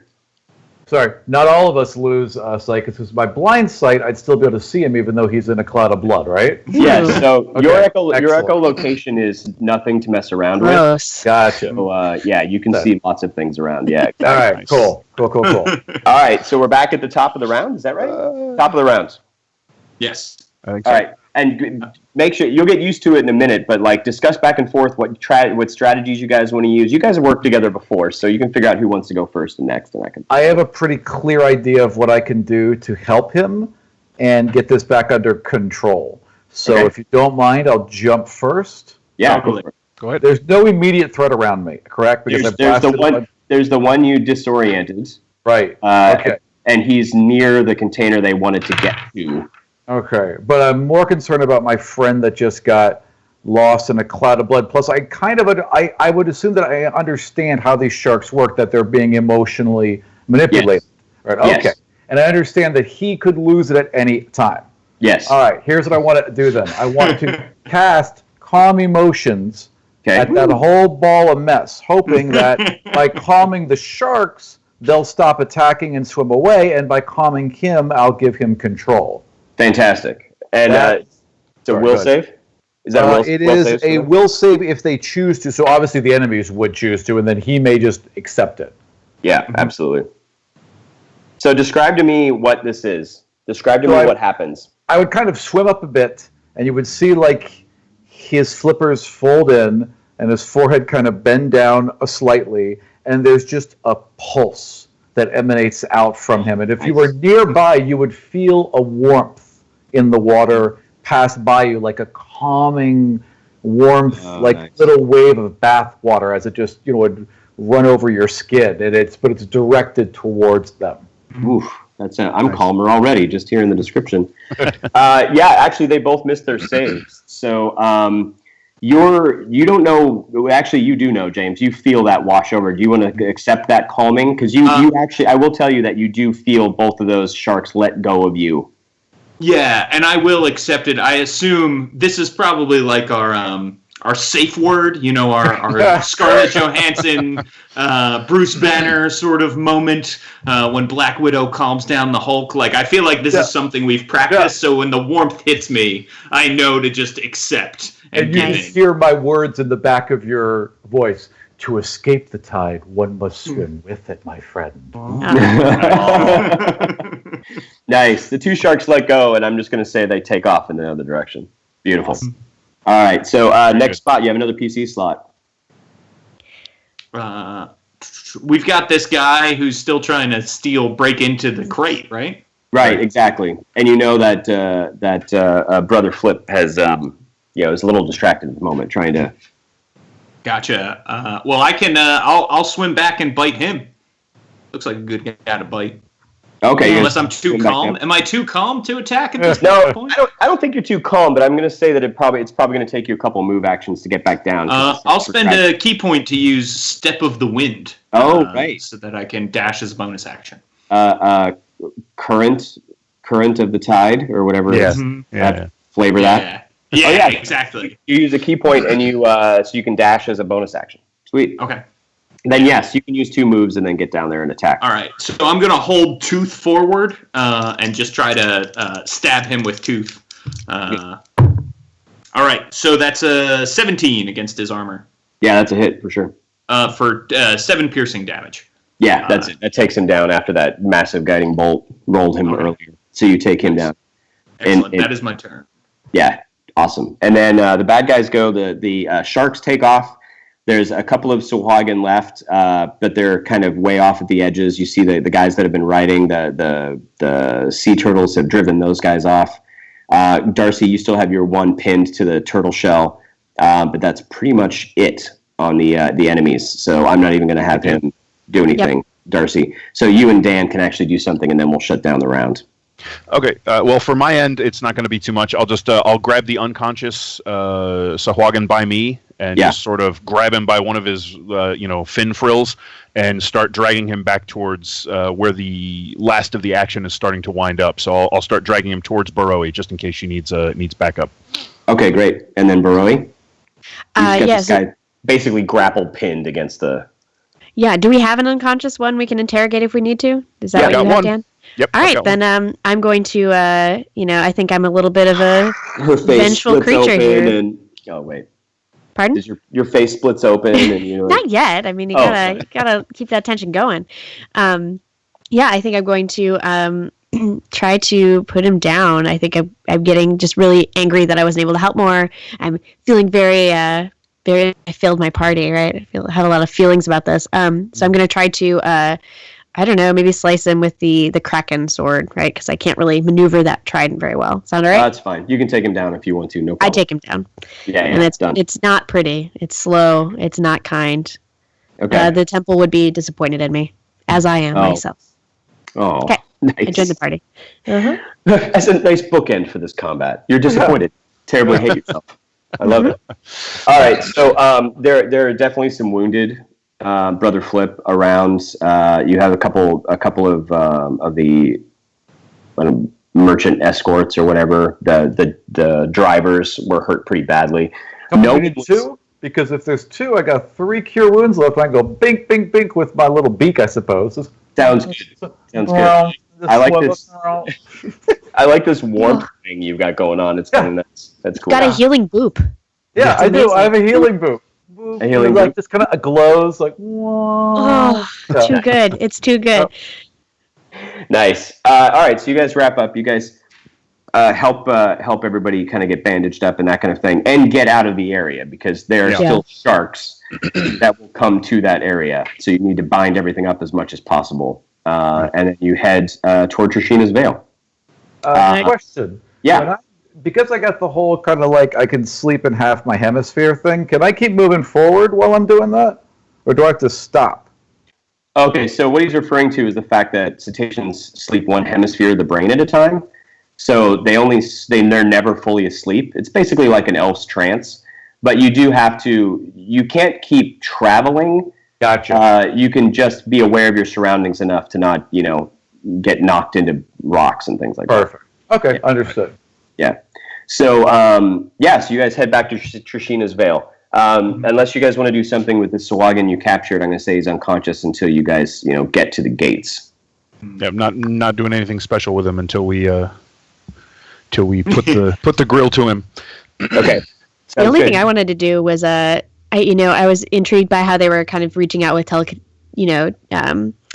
telepathy sort of at their like with psychic energy toward that little container they wanted. So I was going to see if I could send a message if there was a sentient being inside. Like I don't feel like I have the authority to open it and figure out why they're going after it, but if there's a sentient being in there, I kind of want to know. Yeah, so. What it's not a sentient being, but there's definitely some psychic residue coming off of it. Okay. But you're not sure what it is. The flavor, it's a tangy psychic tinge. But it's not coming from a sentient being. Okay. All right, so you guys get to the city. Normally, no one is allowed to bring, like, Sahuagin are not allowed in the city. Hands down, period. There is no excuse. You guys get through, I'm going to say you guys get through a little bit of a debate with the gate guards. Yeah. Who wants He has vital information. Oh, okay. I think you have your face stepping up. Clerics would demand it. Stand aside. All right, so you use your authority as a cleric of Trishina. and say you're taking him to. All right, so the guards are like, you take him straight to the temple. Just gesturing with flippers wildly. Oh my gosh. All right. You do. You take him straight to the temple, which is where you were going anyway, because the mission that you guys were sent on was a mission given to you by the quartermaster of the Templars of Seshalos in Trishina's Vale, the temple there. Her name is Resha, and Resha is what's known as a corallite carcanoi. So a carcanoi is a crab or arthropoid-like creature. So the corallites actually look like lobsters that have very tiny, they don't have giant, lobster claws kind of a thing. They're very small. I actually sent an image, James, or running the show that you might be able to put up so people can see what Resha looks like. Gotcha. It is a race that is a playable race in the supplement I'm coming out with. So it's this crayfish-looking thing, right? Yeah, the red and green one. Yeah. Yep. And I sent you guys an email with some of those images in it as well, if you want to look at it. Cool. Awesome. Cool. That is, yeah. Very cool. So you had been bringing this shipment, and you were meeting the shipment from a place called Blackpool, and you had the races that were guarding the merchant caravan were Lokatha and Merfolk traders. Lokatha are like humanoid-looking fish. Basically, they're kind of like Admiral Akbar. Yeah, exactly. And then Merfolk are obviously. It was a trap. See, this is why we play test. I'm putting that in. All right. So you guys arrive, and Resha's there, and he sees that there's been all kinds of craziness, and she comes up. The reason I say that is because they can flip sexes, and you never know. Resha's happy about leaving all that vague, depending on his mood. Depending on their mood, I guess I should say. So they come up to you. Now the corallites actually communicate telepathically almost exclusively. And so they work together as a unit, almost like ant culture. They work together very, very well in units. They're very unusual to find a corallite that would be not lawful. So they're hive-minded or they're individual? Not hive-minded. They're definitely individual, but because they communicate so quickly telepathically, they seem to work like a hive mind. But more like schooling. Yeah, it's like schooling, and like how all the fish move at the same time together. They just do that really, really well. And so I talk telepathically as well? No, I just speak, like my little beak moves, and it's not. You actually don't need to do that because, again, remember how I described how the Sahuagin speak? Yeah. So dolphins actually right under their blowhole. There's a chamber, an air chamber. So all that clicking and whistling and all that stuff you hear. The reason you don't see bubbles coming out is because it's basically air passing through an internal chamber with there's a membrane. It's actually they're called monkey lips. So it's basically like, but it's inside a self-contained container that they push the air back and forth through, and then it echoes out through the melon on the front of their head is not actually a brain. Okay. That's actually it's a big lens made out of fat. That's so they can ram things too, because there's no bra. Right? Actually, no. The ramming is actually their jaw. The melon is actually a soft, fatty lens that is used to focus the sound waves made to echolocate by the monkey lip structure that's right behind the fat. There you go. Got your bio monkey lip structure. That's my favorite thing I've learned today. Right. Okay, so I'm picturing this like they're all talking to each other, and I'm like the R2-D2 sounding thing where I'm just making a clicks and everything, but everyone understands what I'm saying. Yeah. Actually, there is something called marine trade. It's basically common that everybody can speak and understand. Yeah, absolutely, for sure. Yeah, there you go. So Resha comes up, and they're really, what happened? What happened? Are you okay? Sahuagin ambush. Nothing we couldn't handle. Oh, this is why I hire the best. This is why you're here. Thank you so much, Kashkin. Thank Thank the you. gods, for they saw to our safe passage, my friend. I believe that they may have had something to do with you being chosen, I think, more than anything else. The current was in our favor. But why did they attack? What did they want? What did they want? And you see like Darcy was saying, like schools of Lokotha and Merfolk and Coralite Carcanoids like swarming over the things and unhooking all of these giant clam containers and unloading all the gear and equipment. I point to the box on the center turtle. Okay. Just silent pointing as blood comes out of my arm, I assume. My shirt. No, you guys definitely need to wrap that stuff up because you would be followed. Pretty True. True. So you see something you've seen happen with Resha before, but not often, where he gets this wave of color that goes across his carapace, where it's how he exhibits surprise or anxiety. Mm-hmm. And he rushes over to that container. And you guys are welcome to follow. Oh yeah, absolutely. Yeah, They were searching for that. Yeah, I stomp behind. I do the aquatic equivalent of stomping after him, saying, we would have been able to better protect the caravan if we knew that one of these packages was so sensitive. They were clearly going after that one. You should inform us better next time. Well, I'm sorry, I do not understand why that would be the case. I don't know why they would even know it was here. It was just one of many packages. I get right in his face, and I say, "Oh, here we go." This almost killed our friends. You should be more careful next time, because you never know. What? You see that wash of color going back and forth across his body. You never know when a surprise might come up, and then the unexpected will strike. And I sort of like lean in really close, and I say, and clearly you knew what was happening. It's written all over your carapace. This Coralite has no poker face at all. He's like, no, it shouldn't have been this way. It shouldn't have been this way. I just sent you. It should have been routine. And he told you ahead of time. And you guys have worked with Resha before. They just don't. He's pretty straightforward about kind of what the job was and if there were any dangers. Okay. And it was important enough to ask you guys to go.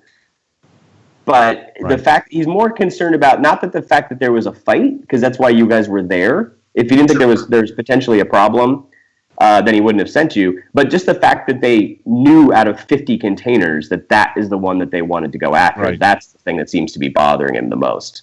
Maybe we should see what's in this container. Yes. And he sends out some, so Darcy can feel the telepathic signals going out. Yeah. And organized. And even the Lokotha and the Merfolk, dock workers basically are kind of, moving with this as well. Like they're so used to working with the Coralites to kind of link into this organization. Yeah, rhythm. Thank you. That's a good word. And so they take the container over. It's an enormous giant clam. And he has no problem with, he just cracks this thing open and cracks it open for you. What you see inside when he opens it up are sheets and sheets of some kind of living creature. If somebody wants to make a nature check or of some sort, like you're welcome living to do that. Like if it's like phyllo dough but alive, like that kind of thing. More like sheets of mucus. Oh, tasty. Whoa. Yeah. Anybody want to make a roll? Yeah. I rolled like a 5. Anybody want to make a good roll? I rolled a 17. There we go. We won. Go with that one. All right. So Aram, you've seen these things before. They're actually called tunicates. And tunicates are a primitive chordate, but they're literally they look like little tadpoles when they're first born for a very short period of time, and then they literally ram themselves into a rock and then collapse into a ball of goo, and that's where they live for the rest of their life. These are a pretty large and unusual looking species that you haven't seen before. And then Russia starts to explain. His cousins, so there's corallite carcanoi, and then there are what are called vulcanite carcanoi. So instead of looking like the crawfish looking guys, they actually look more like crabs, and they're much larger. They're actually deep dwelling, and they're well known for harvesting and cultivating deep sea vents, hydrothermal vents. And these tunicates have an ability to be able to fix minerals out of ocean water. Oh. And so what the vulcanites do, he explains, is that they basically plant these sheets of tunicates in these big, basically agricultural fields. And each special subspecies of tunicate will fix special minerals that have been shooting up out of these hydrothermal vent fields from deep within the planet's crust. And then they will harvest those metals, and they will fuse them together by some way they do not share, their druids do not share. And then those metals and minerals can be used for a wide variety of psychic items and some magic items and so on and so forth. In this case, this mineral that they have somehow started, they basically tapped into of an unusual psychic metal. So a metal that can enhance psychic items or abilities. The problem is that the mineral itself, it's almost like it's living. In that They can't remove it from the tunicate. If they remove it from the tunicate, they have to use it immediately. So to ship it, they actually have to tear up sheets of their own agriculture and ship it together and keep it alive until it gets to its location, which is why it's extremely expensive, because they basically have to replant their fields every time they ship this thing out. And a small amount of it can be used in... folded into the few metal items that are used underwater and things like that for items. Now, this was being shipped to Russia, to the temple, to be used for the monks Templar and some of their items and things like that. But first of all, they would have needed to know that it had been shipped and that it was going to be shipped, and then how to find it in 50 containers. I mean, yeah, they're telepathic, Sahuagin, but they're not that good. Yeah. No. They knew. Someone told them what to look for. Yes. I had a man on the inside. Perhaps another shark. Or someone shark-like. This is an offensive line of thought. I'm not saying anyone in particular here. Not you, of course. But perhaps some other... There are others, I assume. No, there are no sharks allowed within the... No Sahuagin. Now there are sharks for sure. Like the natural ecology of the city. Not all sharks are bad or evil. No. Black and white tip reef sharks are part of the ecology. Yeah. Now they've shown the ability to influence those sharks. Correct. Sahuagin can influence theoretically all sharks. They just don't care about any of them that aren't going to kill someone.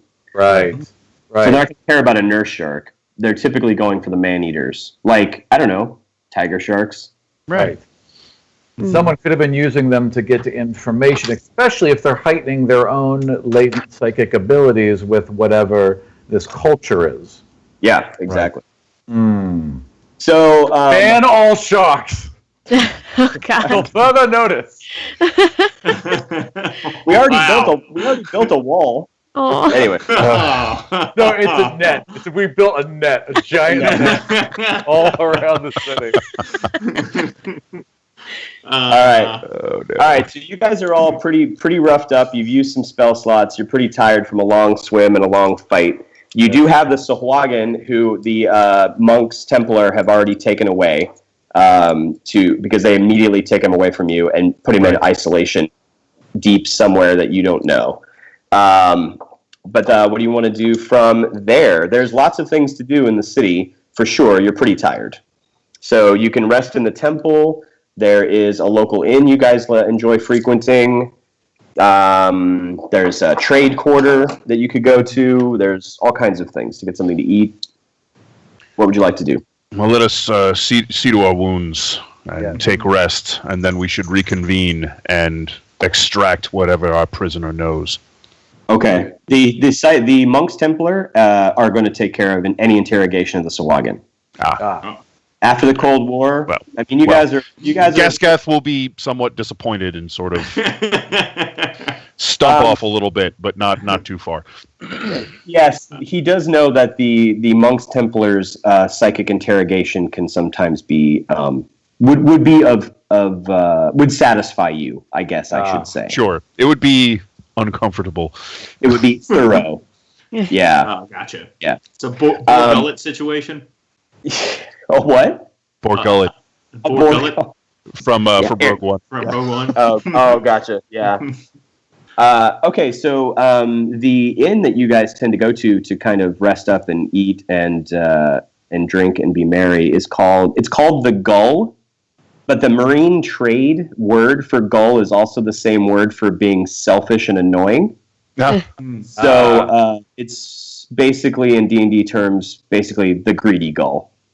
Nice. I was just going to say maybe I would stay back at the temple, pray, rest, and perhaps do a little bit of just an investigation onto if I could find any source of the leak, and that would give me a second to run and do one quick thing I have to do while you guys investigate at the town. I'll be back in 2 minutes. Is that cool? That's great. All right. Sorry. I'll be right back. No worries. All right. So you guys want to head to the greedy gull? Mm-hmm. Yep. Okay, great. So you guys to get to the greedy gull, it's on the other side of the trade quarter. The Temple of Seshalos is in the center, basically one of the center-ish parts of town.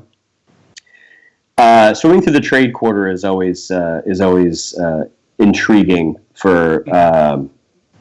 There's always a lot of activity in the trade quarter. The trade quarter consists of 30 or so large floating spheres that are attached to the ocean bottom. They're opaque living membranes that are enormous. So basically they're buildings. And they're floating at different levels through the trade quarter. You enter through the bottom of the membrane, and then the inside of the building itself is taken up by basically merchants on various that have kind of put different quarters. It's like a 3D building set of structures, and there's everything that you could possibly imagine in the trade quarter. And these buildings are fairly large. And it's very, very busy today. There's a lot of activity going on because one of Trishina's larger festivals is coming up as well. Gotcha. Are these big membranes, are they like tethered to anything, or do they just float? They are. They actually look like basically balloons that are attached to the bottom of the city, the bottom of the bowl of the city itself. Cool. And they basically look like giant jellyfish almost that are attached to the bottom of the city. Yeah. Nice. And they have a light bioluminescent glow to them as well. So the city is kind of the trade quarters partially lit by the buildings themselves. Mm-hmm. Cool. And as you're going through the crowds, I want you. So it's just the three of you. I want you all to make perception checks for me. Darcy, I'd like. Actually, yeah, go ahead. Just make a perception check. Okay. I have a 20. Oh. 11. I'm rolling terrible today. I have a 4. I think that my eyes have probably rolled back white again. Oh, God. I think I was stooping to buy a kelp braided headband for wearing during the festival. You know, some little girl was selling it, right? Yeah, of course. A little Lokatha. Cute little Lokatha, tropical colored girl. Despite my hard exterior and interior, I do have a soft spot. It's just really deep in there. And James, you were distracted by your favorite food stall vendor. Oh. Yes, who apparently has just gotten some fresh tuna, large, almost as big as you are. God. I smelled it before we even came in the gates. I smelled it. Right. Smelled it on the other side of the membrane. Yeah. That's right. I come back with a big tuna. What's going on, guys? So while they kind of are wandering through, this is a normal occurrence for you, Gasketh, because you're, Sure. I'm imagining, less interested in the things that they are interested in. But as they're doing their thing, you're constantly on the alert, and you sense something kind of at the edge of your, I want to say it's not magic. So what you do as a stalker, you kind of have honed these innate kind of psychic abilities. The way that I run my aquatic games with things like this is it's a little bit like Dark Sun. Okay. So magic, finger waggling and talking verbal components and things like that just don't work that great underwater. The environmental pressures fight against the development of magic. Got it. Hey, we can't hear you, Aram. Just so you know. So everyone, not everyone, but a large number of people have some low-level psychic kind of abilities. So you as a ranger and a stalker have kind of honed some of those things. It's less spells and more like intuition combined with skill, combined with other things. And your 20 that you rolled on your perception check, something isn't, you know immediately something's not right, something is odd, and it puts you on alert. All right. And so you're looking around through the rush of crowds. It's so busy that the visibility is not great today. It's kicking up a lot of the thing is silt, right? But you're pretty far above the bottom of the ocean, but it's still like it's churny, it's busy. Sure. But as Slamu comes back with this enormous tuna that he's bought from his favorite vendor, right. That has been a slow smoked over a unique hydrothermal vent, and given its lovely tastiness. That's sulfur. You see quite a distance from you through the crowd what looks like a swagan. In the city, in the trade quarter. In the city, in the trade quarter. Wow. All right. Woof. You're So I'll standing right next to Barrow as she's purchasing her band. Right. I'll just immediately snap my hand out to her shoulder and don't move quickly. Don't look directly. Sahagin across the crowd. What? Easy. Slamu's all, what? Yeah, I'd like to reach out psychically if I can and sort of notice if there's, I don't know if I'm close enough to really feel it, but sort of scan. Make an insight check for me and do it at advantage. Awesome. But is the crowd reacting to this individual's presence at all, or now that you've shifted your perception from it to the crowd? It doesn't. There's no panic. Right. Like, so is the crowd moving in just a strange way? Are they sort of like parting and flowing around the city? Yeah, it's the normal thing, Just a normal thing. Just a normal thing. Weird. Oh, geez, 23 insight, Darcy. There you go. All the insight. Yep. All the insight. All it right. has it. So here's the upside and the downside. Uh-oh. So you reach out telepathically to just kind of sense kind of what's And the going abyss on. looks back. The abyss looks back. Ooh. But it's weird. So you definitely sense a presence. You sense this. Okay, so how can I describe this psychically? You shift through all of the crowd, kind of like Professor X shifting through all the normal people, right? In Swipe left. Swipe right, left. Right. And you're going through all of this stuff. And you sense something, a very strong psychic presence. Now, it's not unusual because there's a lot of people in the crowd that may have this psychic tendency. But in this, you feel what you sense at first is a sea elf. Ooh. Not a swagan. It feels like a sea elf at first, this sense that you get. Yeah. And you think, that can't be it, I'm moving past it. But before you move past it to the next creature to sense, you realize that it feels like a sea elf that's trapped in the mouth of a shark is what it feels like to you. And then you realize, no, I think that is what I was looking for. Wow. And then its focus returns on you. So whatever it is telepathic. Oh, boy. And Gasketh, as the crowd's moving and shifting and you're looking for their reaction, you lose sight of it. It was pretty far away, but... Damn. All right, well, I'm going to head that way immediately and see if I can scan the crowd and get sight of it again. Cool. I kind of grab you by the tunic, but I'm sure I get like pulled along because you have a mission. There's something not quite right with that Sahuagin, even more than usual. I start following them, eating as much of the salmon as I can, taking huge bites and gulping it down. I see you have like your normal sea elf head, and then you just shape change into shark head, and then it's like the Flintstones Brontosaurus, like burger. Exactly. A rack of Bronto ribs. Violently shaking the fish back and forth. Something very not right about it. No one was panicking. I am going to. I'm going to say that Barrow, you have a way to communicate directly with Brother Flip. So you have even though you're not a cleric or a priest, you are a monk's templar. So you have a holy symbol that basically allows you to do basic sending communication with his holy symbol helmet. Awesome. I think this holy symbol is probably some adorable little siphonophore that hangs out, in my inventory, right? And just sort of squeegees along with me. So I pull out some sort of... It's a living holy symbol? Oh, yeah, of course. Oh, nice. Well, it's like Clippy. Cool. Oh, no! Clippy. We slayed Rich. So I pull out this little gelatinous squeegee siphonophore, and Baroe whispers, "Trouble in the trade market. Come quickly. There's a swag in here, but something's off about it. I think we shouldn't kill it immediately. I think we should investigate. Help."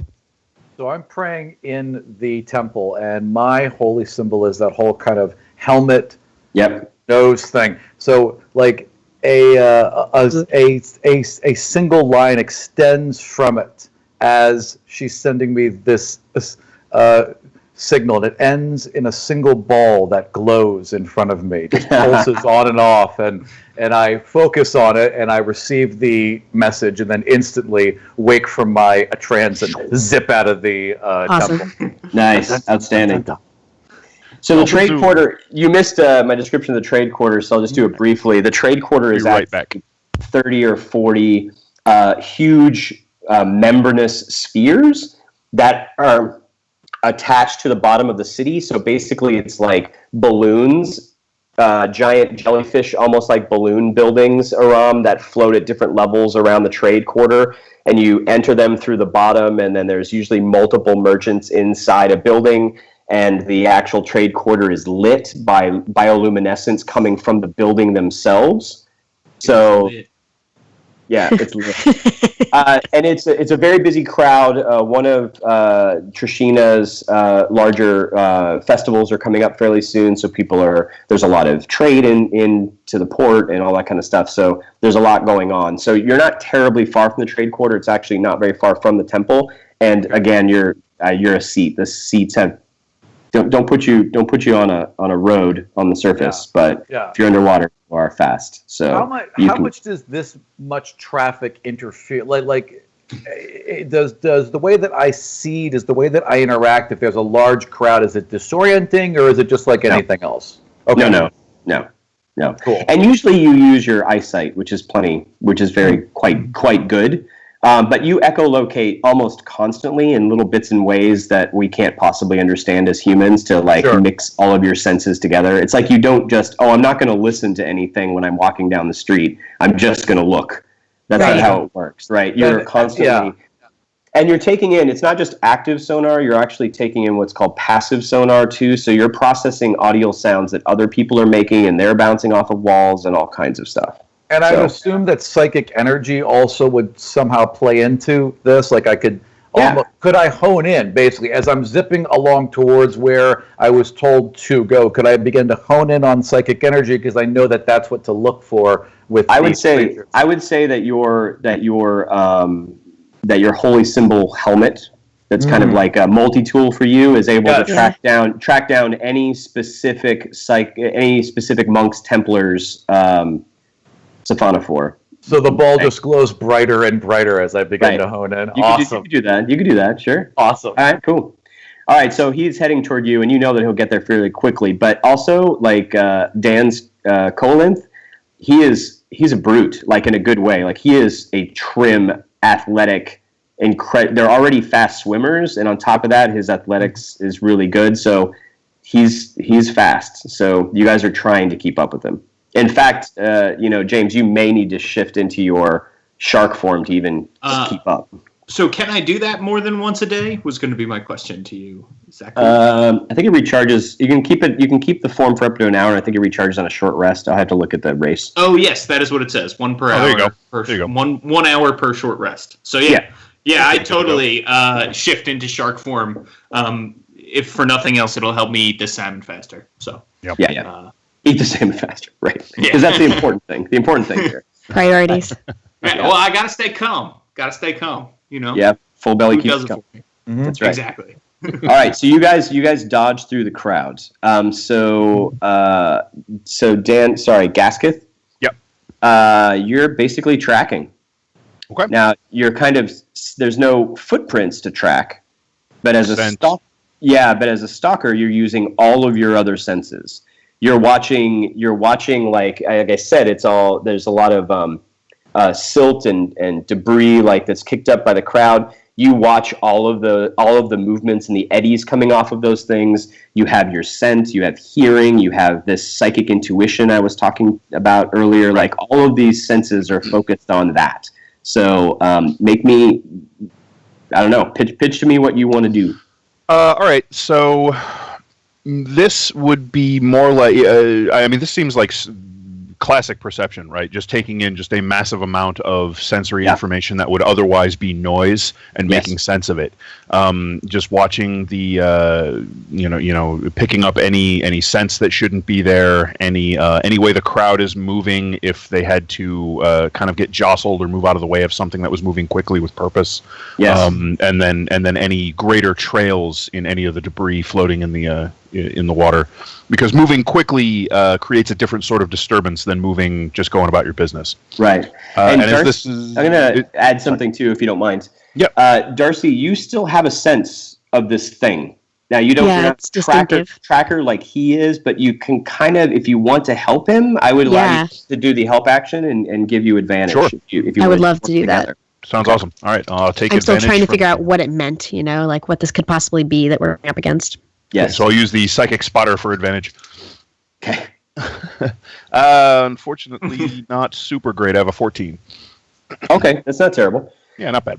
All right, so you move through the crowd. You lose it a couple times. You manage to Darcy get you back on track, and you think that you're following it okay, but you're not sure 100%, but you're doing the best you can.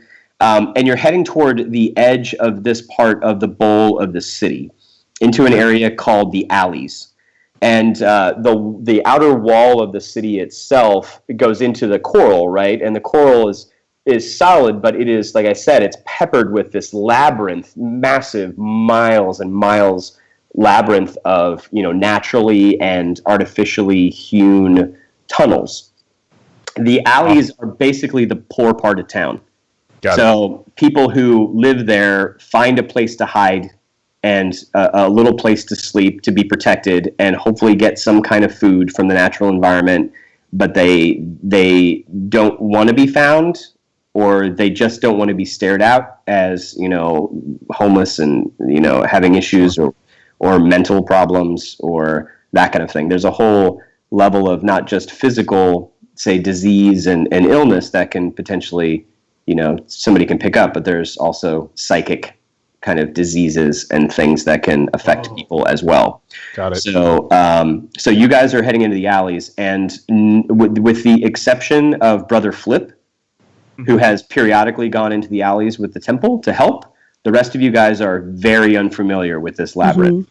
Okay. Well, then I'll kind of bring him. He's caught up with us now, or not yet? I'm going to say you guys have slowed down and realizing kind of, okay, so at this point, we're definitely going to hold back and wait for him to catch up with us. Cool. Yeah. You guys get there. All right. Flip. Barrow told you what we chase. I have been informed. It seems odd. It seems odd that no one else saw it. Very strange. I am here to help. These Good. chambers are known to me. Stay close. They are challenging. And I would, just, kind of, Yeah, right? And Ping it. I can lead everyone towards, you do. So I'm going to say that between your echolocation, your history and knowledge of the alleys, Gaskith's amazing tracking abilities, and Darcy's Temp Barrow. Yeah, Is that Templar right? Baroe. Baroe. Sorry, Baroe. Yeah, just make Okay, it's a weird name. it's a super broy party, yo. That's how Oh I'm God. remembering. That's not right. It's not That is okay. not okay, James. Not okay. It's just my mnemonic. So between all of that, I'm not having you make any rolls. You guys get Okay. through this labyrinth of the alleys, and the only one who's having some major issues is actually going to be Slamu, because the scents that are filling this place are uncomfortable in a lot of different ways. Mhm. It's waste, but then there's also like tasty blood, and then there's really not tasty blood, and there's so much stuff going on that your senses are almost overwhelmed by what's happening. Gotcha. So you guys managed to track to an area that's it's like an urchin of it's like a central open cave that is just tunnels going everywhere in all different directions. Got it. But as you're approaching it, who's in the front? So not Gasketh. Yes, I'm in the front because I'm Brother kind Flip? of, yeah. Yeah, Brother Probably, Flip. yeah. Yep. So you're coming toward that area. Darcy, you're sensing that this thing is coming up soon, right? You and Dan both sense that this thing is coming up soon. You get close enough to kind of look through the tunnel that you're in into this big open area that I just described, and you can see it. Like it's floating by itself alone in the middle of this sphere. But the thing is, Brother Flip, you are not echolocating off of anything that's alive. Okay. I believe I will cast Detect Evil and Good. Okay. Oh, nice. So in 5th edition, as some of you guys know, Detect Evil and Good isn't about alignments. Right. It is, though, about unnatural creatures, basically, extremities. I feel the waters around it. I sense for any unnatural vibrations. Yeah. So this is what you get. You echolocate off of it with this extra magical or psychic tinge, divine tinge you put on the echolocation. It is absolutely undead. It is a Swagan. It looks like it was killed by being skewered from all directions by maybe 30 spears. Its body is being held together by pure divine magic of some sort. Darcy, you're feeling this sense of this almost kinship, pure, like purity. There's a part of the inside of this creature that you think is more pure than you, but that it's trapped inside of this body. I'm going to relate this information. Yeah, and I'm going to assume like a heavy degree of caution as I'm speaking. Like, this is very dangerous, my friends. Take care. Dan, it is unarmed. Has no weapons, no weapons at all. I pull out my... Oh, sorry, go ahead. Just the last thing I was going to say was that most Sahuagin, though they can live to be 50, 60 years, don't get anywhere near that. Uh-huh.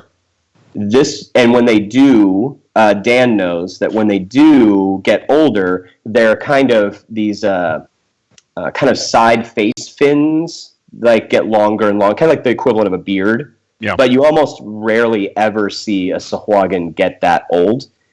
This one is definitely on the older end. So it's a little, it seems like before this body died, it was a little older. It's very old, yeah. Okay. Burrowy urges Sorry, one mercy last- and caution. Mm-hmm. Okay, sorry. One last thing. So, Brother Flip, your echolocation, one of the things that echolocation is really, really good at, too, is helping you with medicine checks, basically. So it allows you to basically be a natural ultrasound. Excellent. This body has not been dead that long. Ah, Probably a couple weeks, but we're not talking like years or anything. this is a fresh corpse. Yeah. So you guys are approaching the exit of your tunnel into the big circular area, and you don't sense anyone else in this space.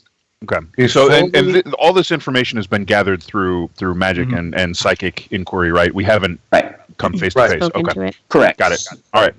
As I finished describing this, I would turn to them and I would be like, go with the current, my friends. And I'm going to cast aid before we engage. So for the next 8 hours, you all have your hit point maximum increases by 5 and goes up by 5 along with it.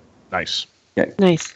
So go ahead, James. You've been wanting to say something? Oh, I was just going to say, I have my hand on Tooth, my short sword.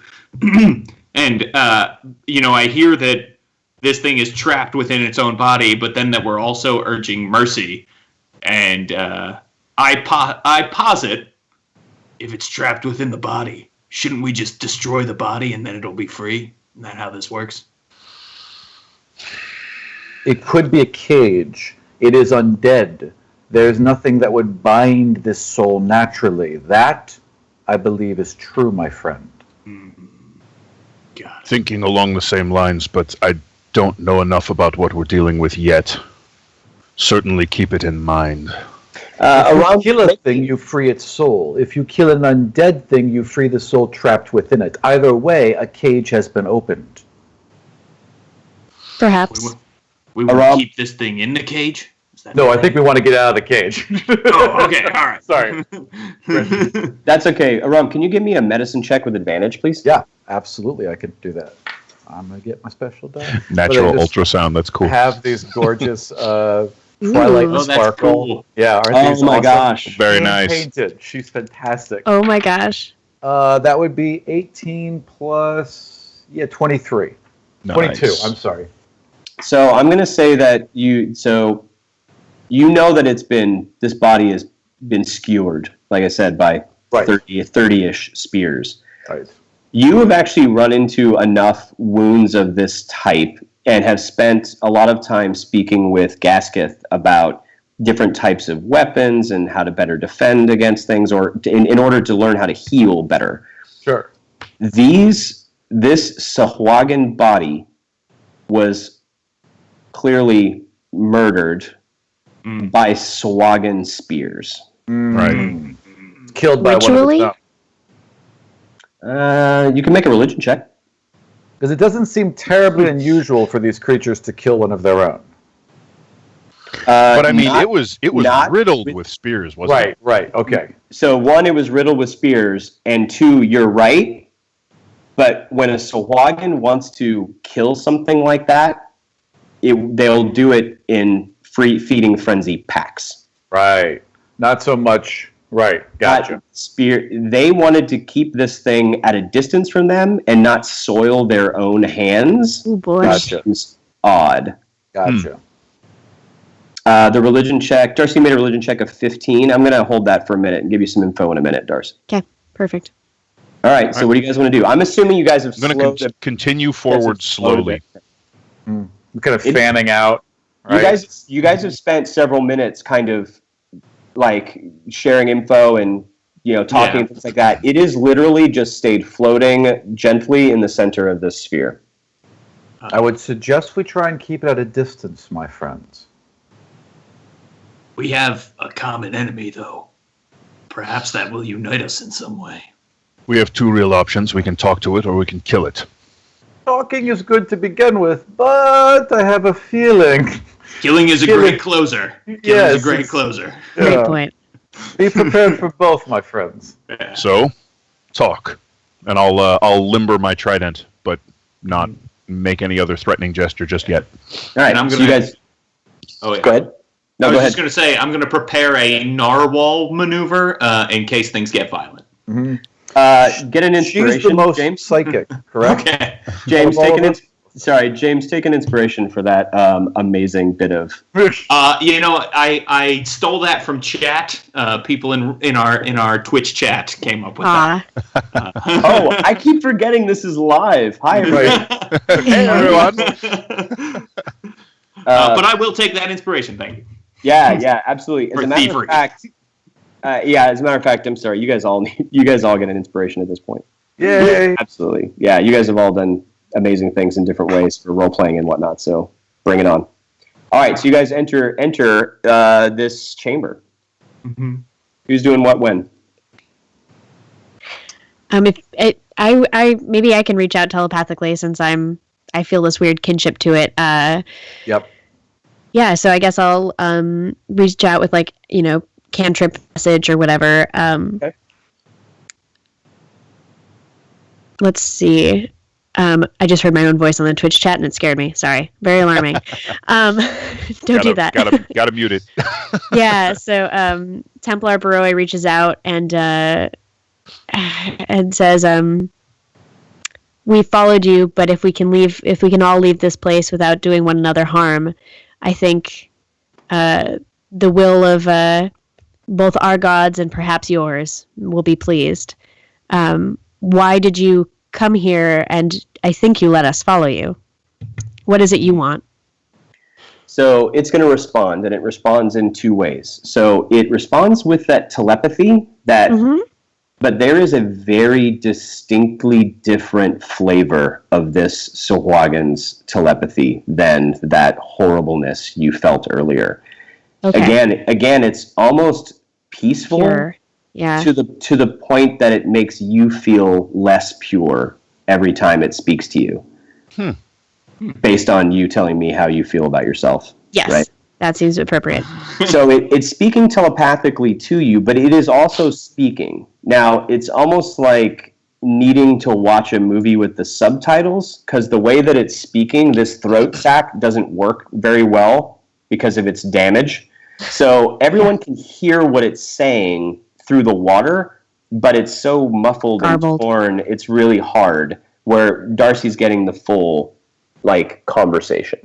Okay. But only her? You can all kind of make it out. I'm not going to get too crazy about it. But she's the only one that gets the extra clarity. Right, exactly. High def. Okay, she gets the high def. Right, Got exactly. It. Yeah.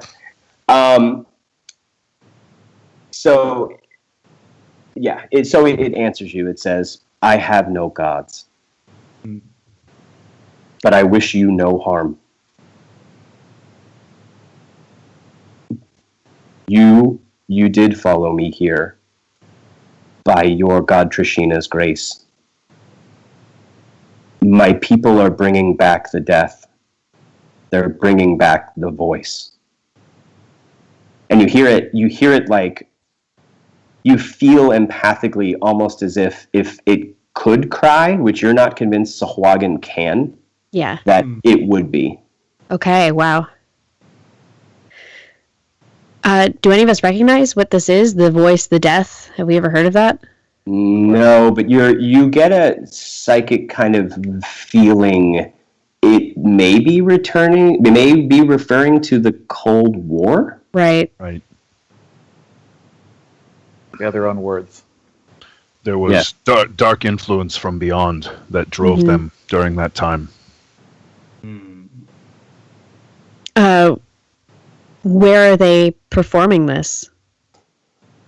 I can show you where it is. I need you to help me stop it. What are you? I am a Silenti. Ooh. So what you know from, I had Darcy make a check earlier, being a sea elf, and having studied the Sahuagin threat, and et cetera, et cetera. And what you know, Darcy, is you have never heard of a Silenti, but you have heard of a Malenti. Malenti, yeah. And a Malenti is a horrible, what you hope anyway, is a horrible rumor. Oh, God. That if Sahuagin can manage to live close enough, and nobody knows how close it would be, to sea elf settlements, that their Sahuagin gods may bless a birth of a Sahuagin child into the body of a sea elf, but with the horrible, corrupted soul of a Sahuagin. They are more intelligent, they're spies, they're brutal, and though there's rumors that this happens, like even the Temple of Trishina it's almost so horrifying to think that they could mistrust anyone that they've known for their entire lives, that they almost don't want to admit that could even be a possibility. Yeah. Right. So you have actually heard a theory by one of your teachers that if a Malenti is true, if that happens, what happens to the soul of if a Sahuagin soul is born into the body of a sea elf, what happens to the soul of that sea elf? Could there be a flip side? Yeah. Could there be a Fey spirit born in the horrifying body of a Sahuagin and trapped within a society of horrifying murderers and not being able to be themselves, basically, within a society? And of course, if they left that society, they'd probably be murdered on sight. So, but if anybody finds out what they are in their own society, they would also probably be killed. End up with, like, I don't know, say about 30 spear wounds in their body, give or take. Yeah, just off the top of your head, theory. It's a nice one. So you've heard this theory by one of your professors, but it was more a thought experiment than anything else. Yeah. It was a late day. Yeah. Yeah.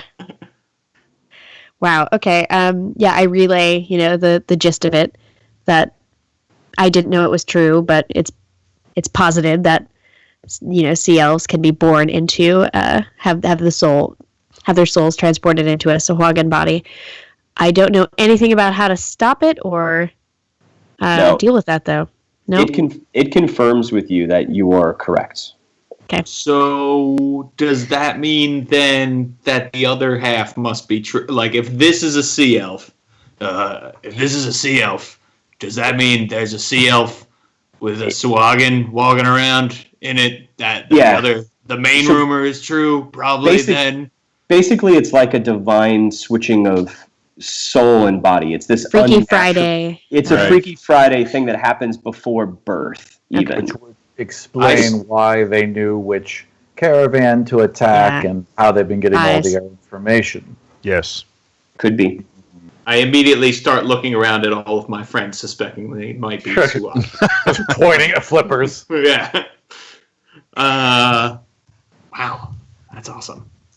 How would we know? Could we find this creature? Is there a way to detect it? Is there a way to locate it? Not that Darcy knows at all. I mean, they've never been able to admit, like, they've never been able to find one. Like, confirm the existence. Right.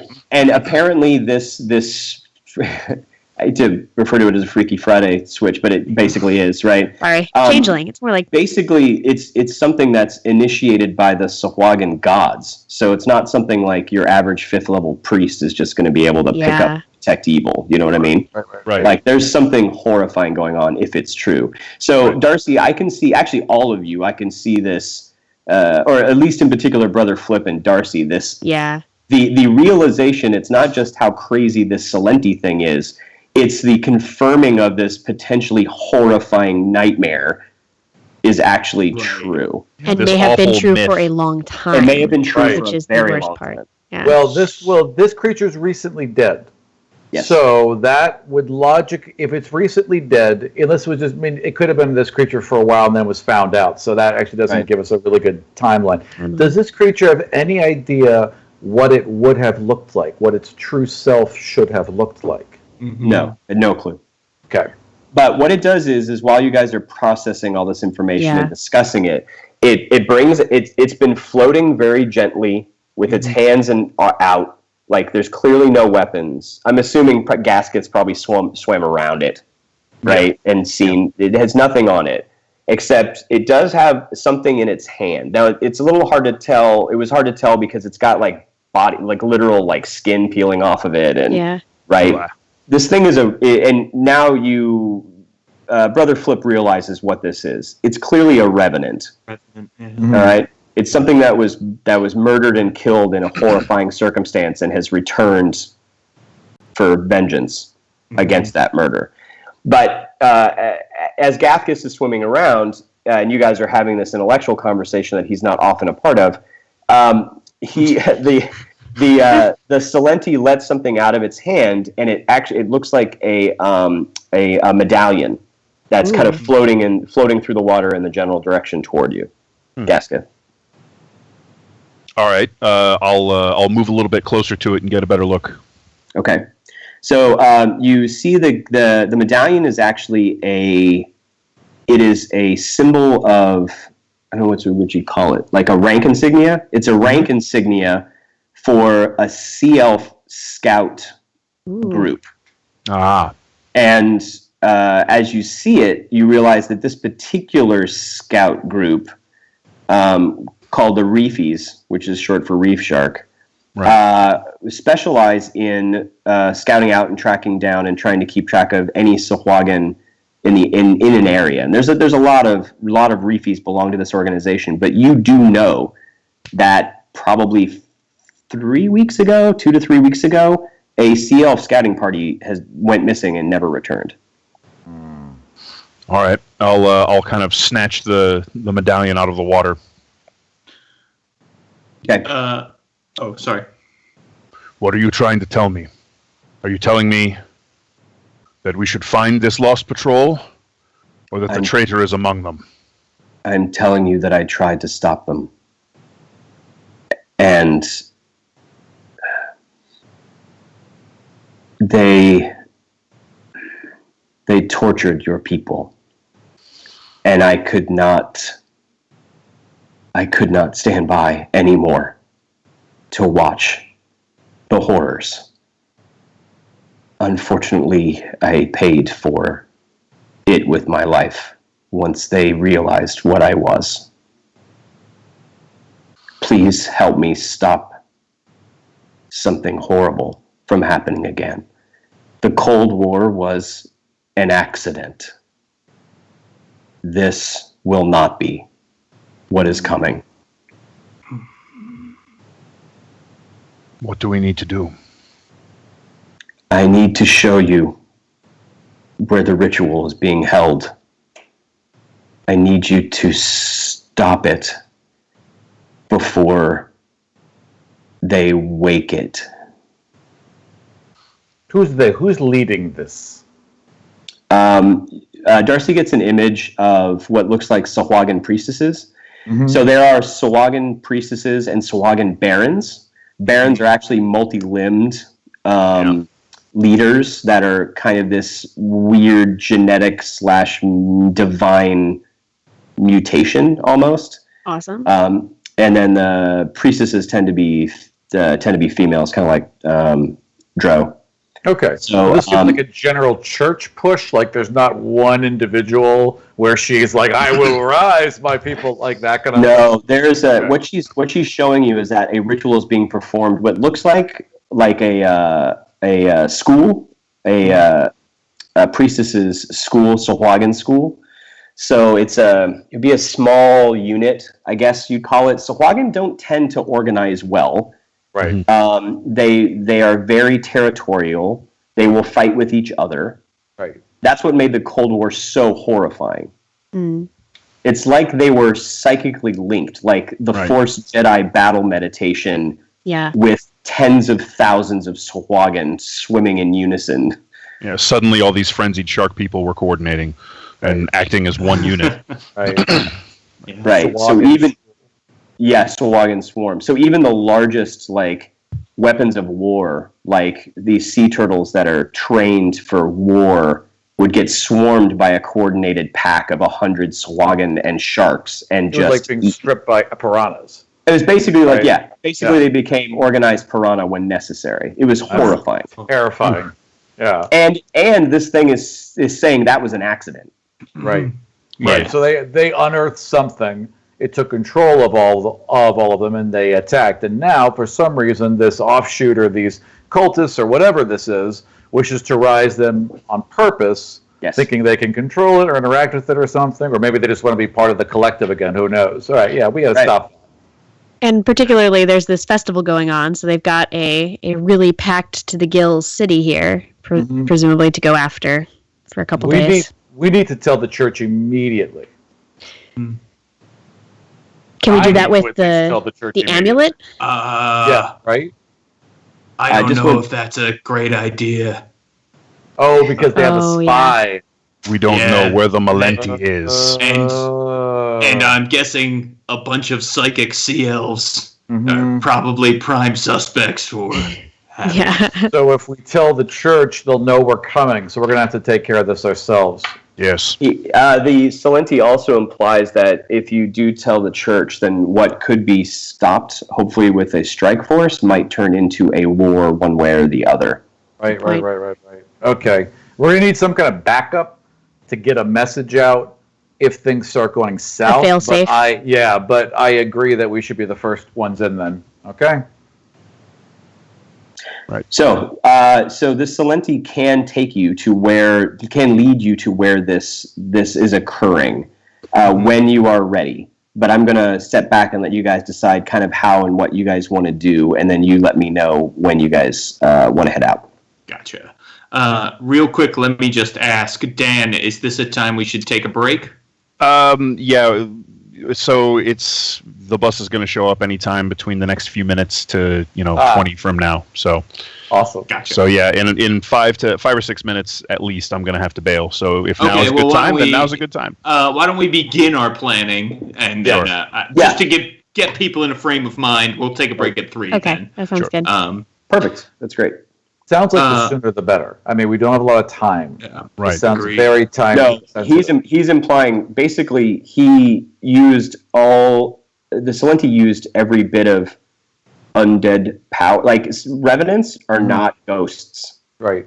right? Mhm. They are physical bodies, Right. but something allowed it to enter the city and be in a crowd of people to get your attention.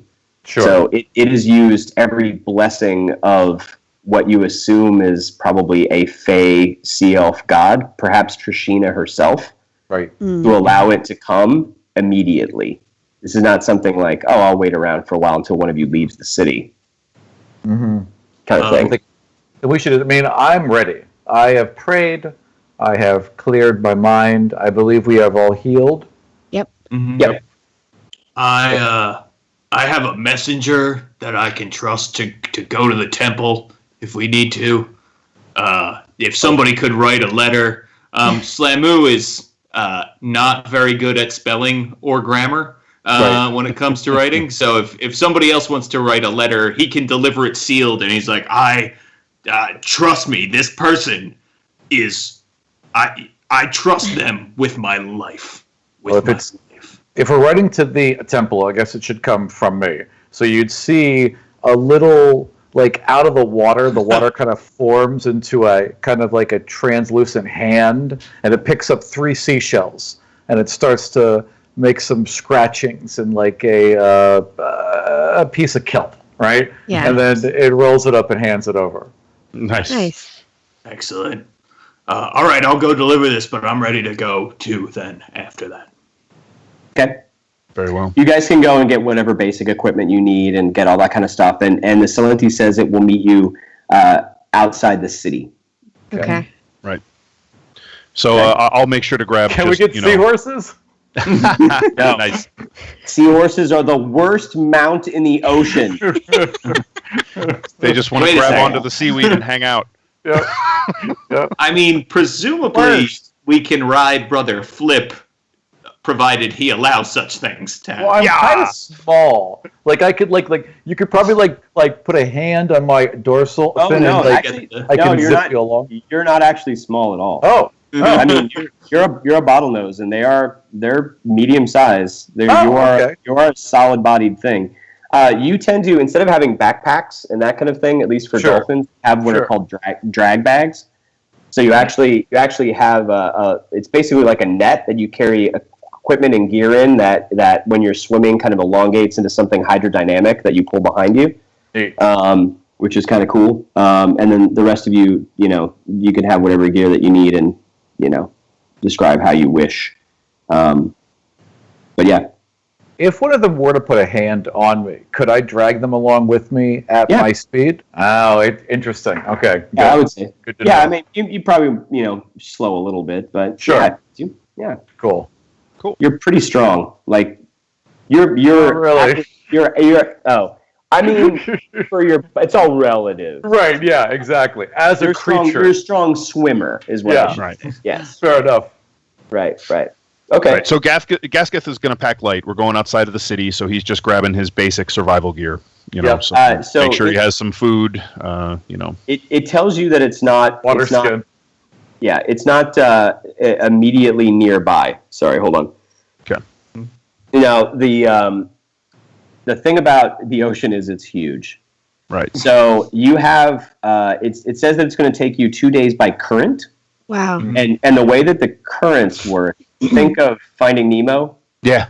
Right? Nice. So with the turtles traveling through those currents. Mm-hmm. Right. But there are currents in this world that travel between cities that are both natural and, divinely created and maneuvered. Basically like building roads, the gods building roads. Cool. So it's 2 days by current, but then it's deep. And once you get out of the current, it's about another day of diving and travel. So you've got about 3 days of traveling to go. Okay. You shouldn't have much issue, particularly in the current. The currents are well protected and that kind of thing. Sure. But a lot of trade, they can't do something like 5 giant sea turtles into a current for trade. It's usually smaller things. Yeah. Is there I was wondering if there are any they're the machines that shoot a javelin or like a spear gun? Spear gun sort of thing. Is there anything like that just for? Yeah, there's the equivalent basically of crossbows. Yeah. Right. Yeah. So you have basically the equivalent of crossbows, but they don't look at it. A crossbow with actual arms that go out the side would be not great, like underwater weapon, but it's the equivalent. Yeah. Okay. All right, I'm going to have to head to the bus stop, and I will return briefly. All right. I think it's a good time for a break. That's okay? Yeah. All right. Yeah. So how much break, James? You want to do 10 minutes? Or? Yeah, we'll do 10, 15 minutes. So Alex is going to throw up the break screen, and then I guess we'll be underway when we come back. Rich Slamu gives the message to his favorite food vendor. Yes. Nice. Who he is clearly a big customer of, and money creates. So tell me about this. Tell me about this food vendor. I will when we return. The short break screen is up. Do it.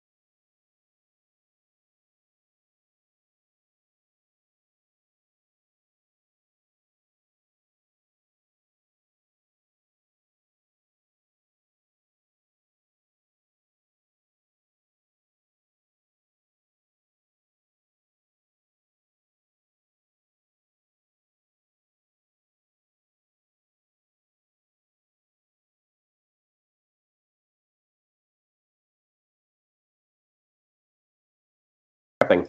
So Yep. I'm praying. Cool. So, Rudy, let us know when we are back in. All right. Thanks. So you guys have a few days of travel, so you will be fully charged. As everyone's getting their gear, because I don't have anything else I need, I would just take that vertical dolphin position, and I would just close my eyes, and I'm slowly rotating with my fins kind of folded towards me. Nice. I love it. All right. So when you guys are ready, it said it would meet you outside the city. Nice. So the salesman, the salmon salesman, is an enormous lobster. You know how lobsters can grow to be pretty old and they continue to grow. Maybe that is not correct. Correct me if I am wrong, Rich. No, sure. It's like a kind of carcinoid that's really, really old. Is that what you're saying? Like big and bulky and old? Super old. Named Dames Jamato. So, and I trust him with my life, and I know, I'm his biggest customer. I've heard some shifty things about this Dames Jamato. I don't know if you should be trusting him that easily. That's right. Well, he's got a lot of patrons. You might say he's got a large base of patrons. A lot of people love him, but I am one of his biggest supporters. Sycophants, you might say, even. I don't know if I trust this Dames. Sorry. Go ahead. So I leave it with him, and I leave it with several gold pieces, shells, whatever is used as currency. Yeah, what do we use for money? It hasn't come up. So there's a few different things I'm working on. Currency underwater is a bit of a thing. It's a lot of trade and barter. So I'm still trying to kind of hammer out how I want to do that, and I've actually been doing a lot of weird research on potentials. But it has to be a very limited, resource, and be produced in a particular way. It has to also be able to be around. Whatever kind of mineral grows outside of thermal vents, so it's hard to get that kind of thing. It feels like gold works on its own since it doesn't tarnish, but. But is it? But the only reason we care about gold is because it's rare and we've decided that it's worth something, right? And I want it to be. I don't want to take something from the surface and shoehorn it underwater just because. Bering Sea Gold, very popular show on the Discovery Channel. Okay, fair. But I would like it to. I just think with some more thought, there would be something more emergent setting that would make more sense. So it would make sense. Sorry, go ahead. Oh no, I was just gonna say I'll leave him 8 sea slugs then. He loves his favorite thing. That's right.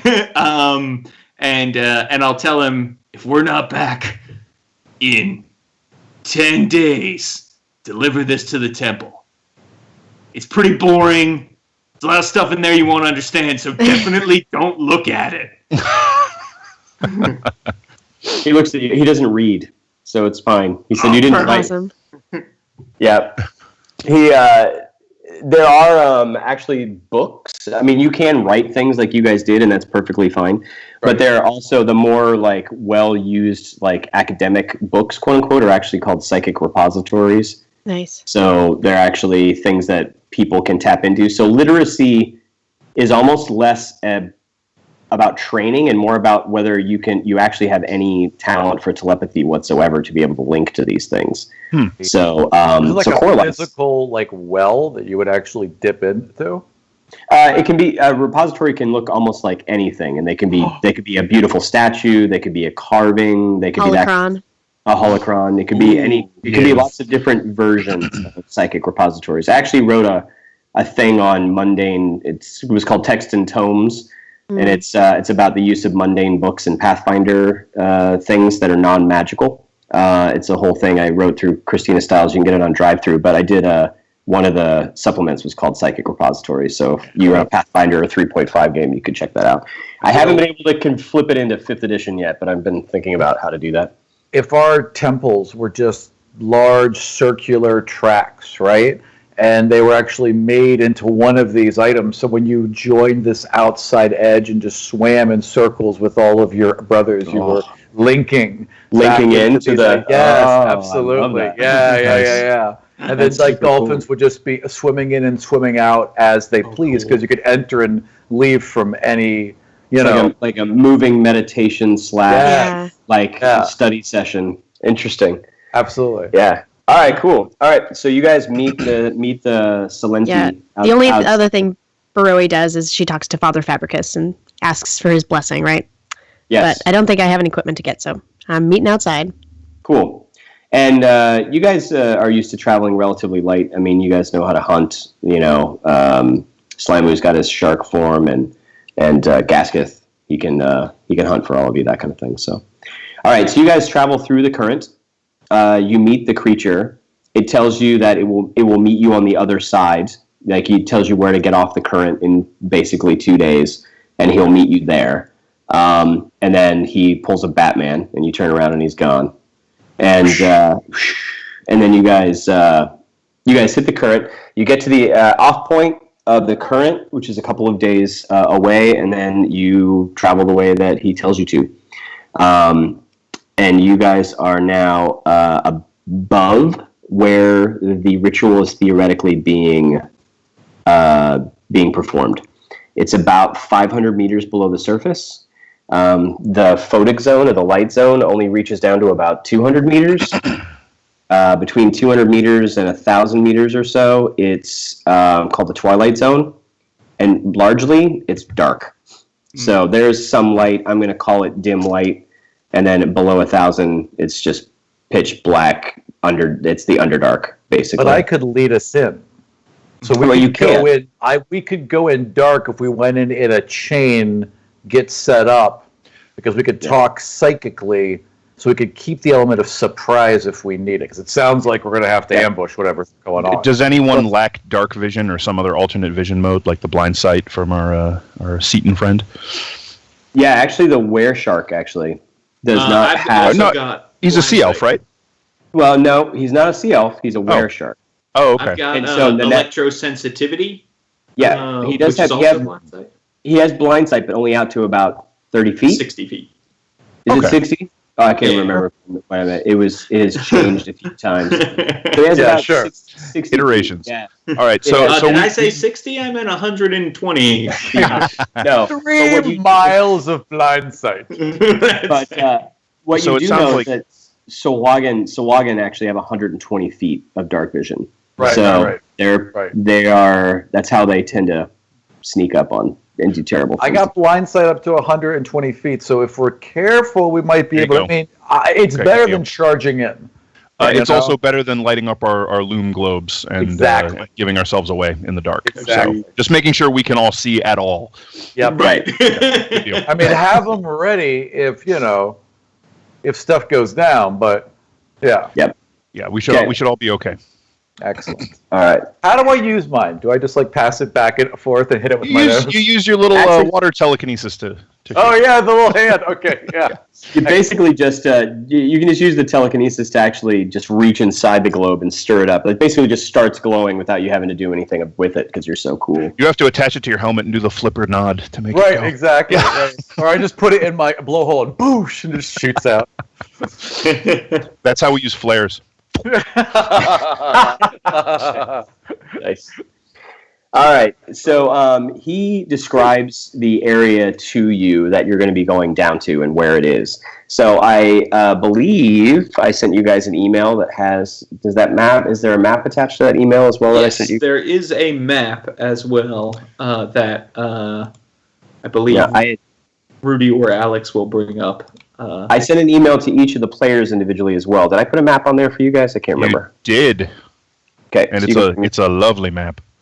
That map was actually created by the brilliant cartographer Christopher West. If you haven't seen Christopher's stuff, he's at mapsofmastery.com. He's the best. He's awesome. He's so good. And he and I actually worked together.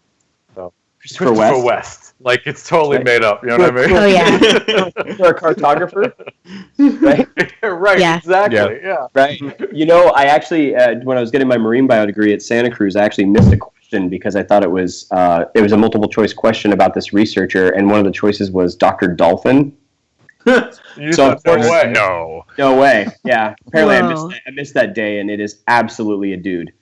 Wow. That's amazing. It's just ridiculous. Like, that cannot possibly be true. All right. So, so you guys can bring up the map, and I'll describe it for those of us, those that are on the podcast, and I'm not sure if Alex can get it up. It is already up on Twitch. Okay, perfect. So it is about 500 meters down. It is a series of ruins along a deep sea trench. The 500 meters isn't that deep, and the Salenti tells you that there are several of these ruins spread around, but this is the one that's closest to the surface, and this is the one that the Sahuagin, the school that he had been a part of, is actually trying to activate. So at the center of this series of ruins, there is a kind of sickly purplish sphere. On your map, it's marked as the Eye of the Void. You can also see that there are actually statues around, sunken statues as well. You're not quite sure if this might have been a surface ruin that was dragged under the waves, or if this was built by something else. It doesn't look Sahuagin in nature. So it's a little confusing, and you don't often build buildings under aquatic races. Don't often build buildings in these square, bricks of stone kind of manner. It's very surface-like. So you're not quite sure about what that is. So he gives you a mental picture of what this looks like before you go down. In that kind of northeast corner of the map is the edge of a hydrothermal vent field that he tells you stretches off for, he doesn't know how far, but at least tens of miles away, possibly hundreds of miles, a massive hydrothermal vent field that starts in that corner that is putting out a massive cloud of charcoal-y, dark clouds. So theoretically, that might be able to be used for cover. The area in the southeast where it's that colorful coral, all that coral is dead. It's way below the light zone. So why? Bleached. Yeah, it shouldn't have even grown here in the first place. So, which makes you think possibly that huge sections of whatever this temple was dragged down by either some kind of natural disaster or cataclysm of some sort. Right. But that's all dead as well. So that's what you're looking at. A few ruined buildings, a deep cave, a deep sea trench that's surrounding this Eye of the Void, some statues, etc., etc. Any questions? Nope. All right, great. All right, so how do you guys want to proceed? One question. Where are all the hidden enemies, and point to them on the map? They're all right behind you. Oh, no! And they're named Slamu. There you go. So, knowing about Sahuagin, are there any places in the area that they would be more likely to frequent or watch? Like, would they avoid the thermal vents? Would they be more likely to congregate there? That sort of thing. They don't like the thermal vents at all. They can't. Okay. They can't breathe that very well. None of you would be extremely happy in that area, though you could try and use it to sneak in. Some of the hydrothermal vents are very tall. So if you can get under the cloud, it would be easier to breathe than on top of the cloud. But if they don't have to go into it, they won't. So that's definitely a possibility. I think if we want to approach, we should come from there. There's scavengers as well as hunters, and so they're used to, killing a village and then holing up, stealing their technology and their weapons and their gear and equipment and holing up in these dead villages and things like that as opposed to building their own homes. So they're probably have created, their own encampments inside some of these buildings. Right. Cool. I like that idea of getting closer via vents. I'm going to shift into shark form, hybrid form rather. The hybrid or full shark? Hybrid. Hybrid. hybrid. Okay. I'm right. worried about what they can do to me if I'm in full shark form. Fair. I can't imagine why. I'm going to cast 8 again, so you guys nice. have those extra 5 hit points, and Woo! it's also maxed 5 above your maximum. Your hit point max goes up by 5. Right. Nice. Cool. All right. So you guys want to go in through this, kind of through the hydrothermal vent field? Yeah, I think I'll Yep. try and pick as safe a path as I can through the vents. Okay. You can come through that area. You had somebody pop in and say hi there, Dan. Yep, Yeah. yep. Yeah. I've got a minnow swimming around in the back there. So you guys enter the thermal vent field from how far off? Well, definitely outside of their dark vision range at the very least. Yeah. So Well, I mean, I'd say this thing goes on for miles. Like you could Right. enter it miles away if you wanted. Half a mile? How far would half a mile? How far would they usually patrol outside of their encampments? You think a half a mile should be fine, and you don't think that they should suspect anything. Okay. Can we stay anybody's- psychically linked? Well, you guys aren't really psychically linked. Right. Okay. I can send cantrip messages across, but it's a little Right. slow. She can. Right. I'm gonna say that Darcy can pull off kind of a Miss Martian McGann. Cool. McGann. So Nice. it's not full telepathy. Like you guys can send brief messages back and forth, and I won't Sure. get too crazy with the mechanics. But it's not Yeah. like there could be some confusion. And But it might take we're some- essentially just relaying through her, right? right, exactly. Right. Okay. Gotcha. Okay, cool. Well then, I mean, if we're going to approach this, if I've got blindside 120 feet, if I take point, Mhm. right, and then you all just come right in behind me and we stay in communication silently the whole way in, sounds like a good plan. What do we do when we get there? So the Salenti had told you that the ritual was supposed to be starting fairly soon. Right.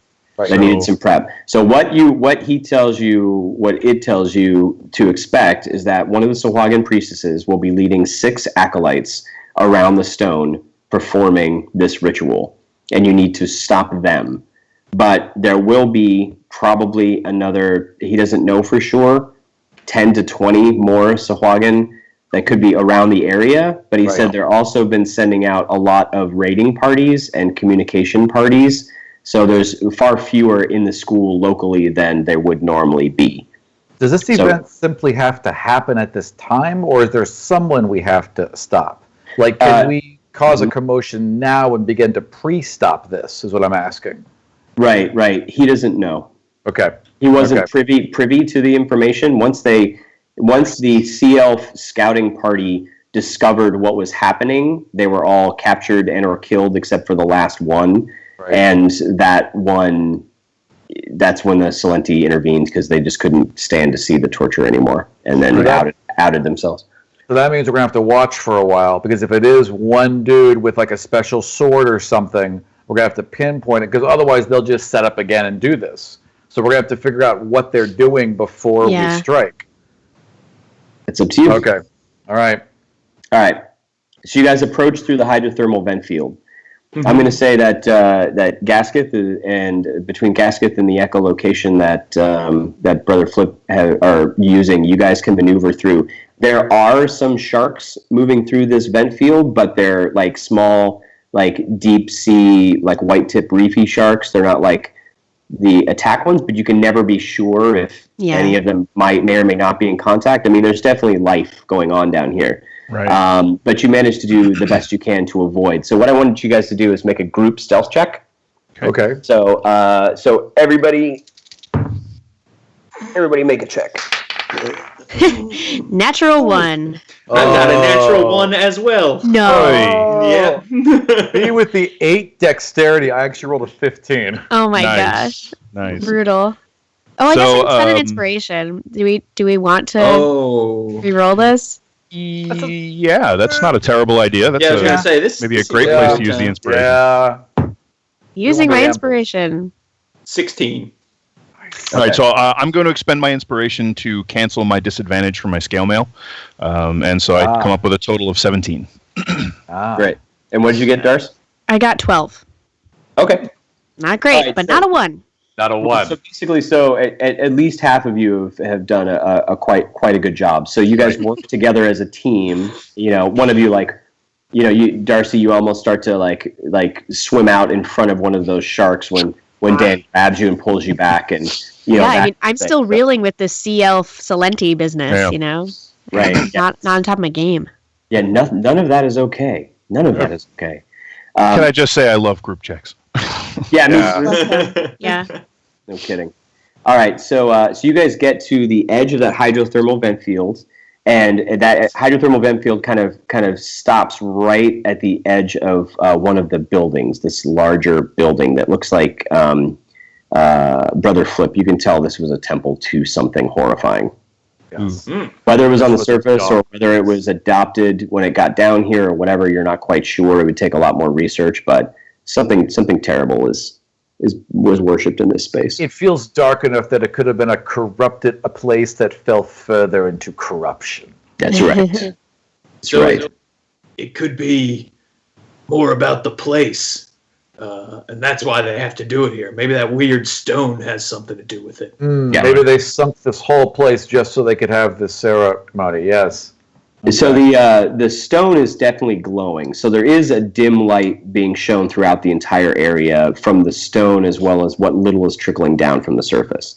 So there's some ruins. So the ruins themselves, there's some holes in the walls there. You guys are getting toward the edge of that hydrothermal vent field. And you can tell with the echolocation, it's kind of noisy around with these hydrothermal vents cranking out all of this like loud, kind of noise. But you can tell there's definitely activity inside the building of that temple that you're coming up. You can't get specifics, though. It's kind of staticky. Gotcha. Okay. All right. Why don't you guys, why don't we go ahead and just roll some initiative, actually? Yeah. Let's get some initiative. Fair enough. 15. I have an 11. I have a 14. 11, 14, and 8. Got it. 8. Look this way. No, it's this way. You said it's based on wisdom, right? Yeah, exactly. Ugh. Hold on.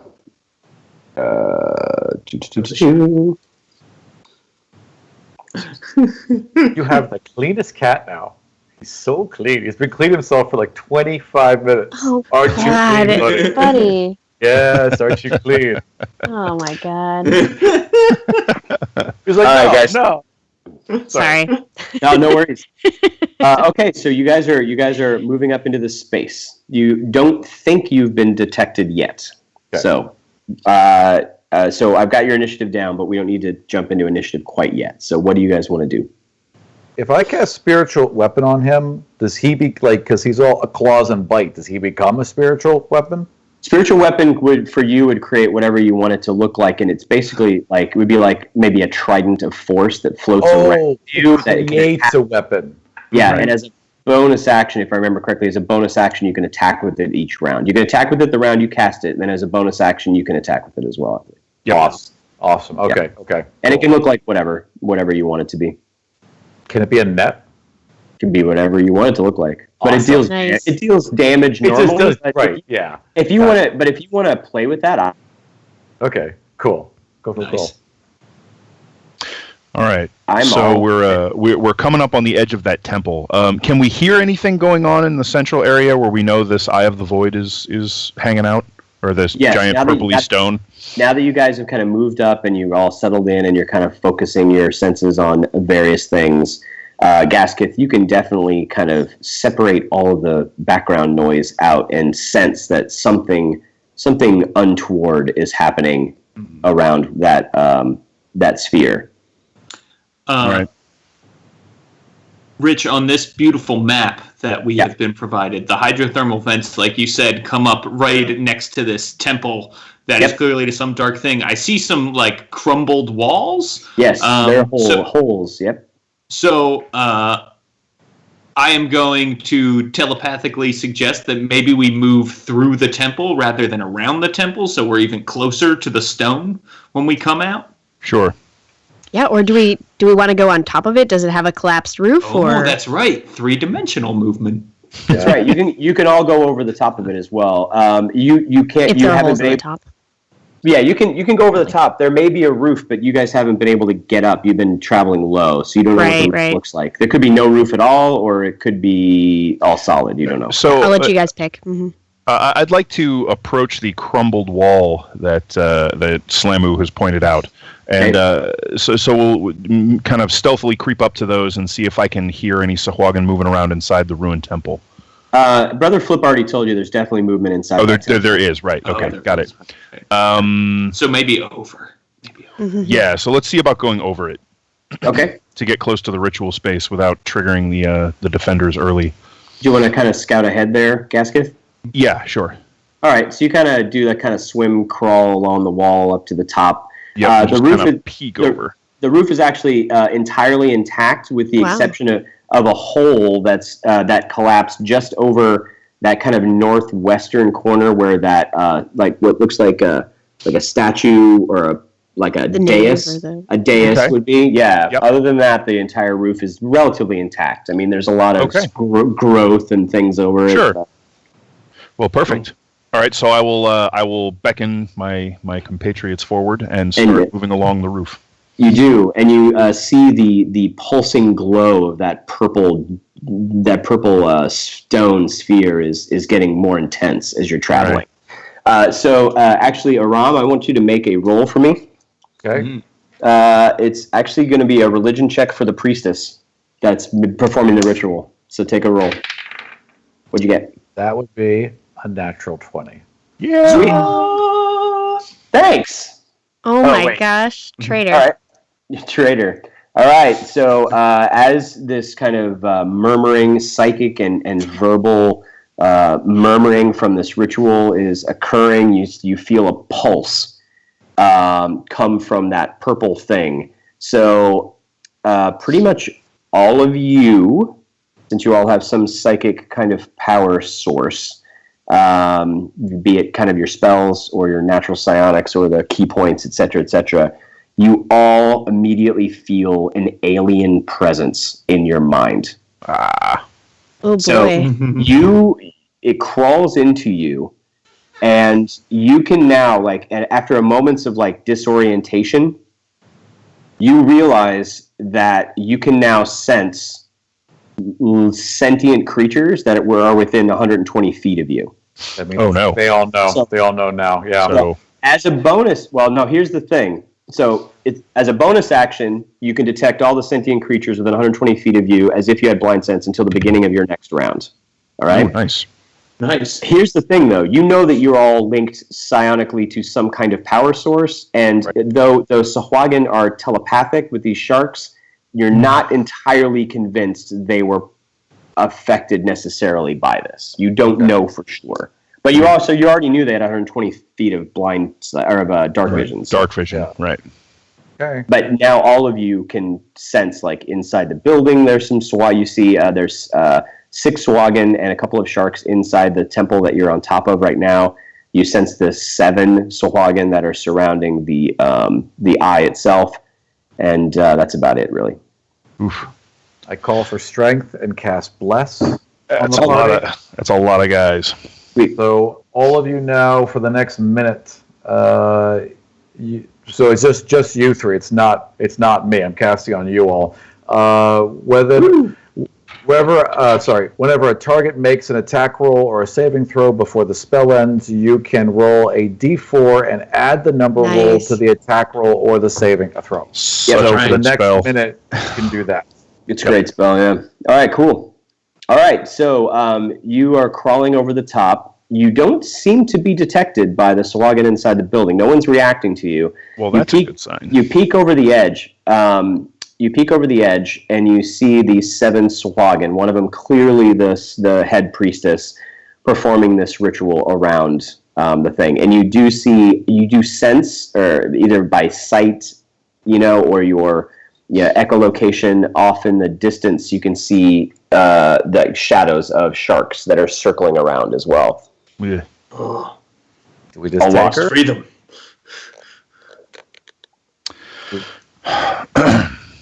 She's doing the ritual now. Yeah, we just take her, right? Yeah. Take her. Do you want a distraction? I'll try and hold the ones in the temple from joining. Okay. Okay.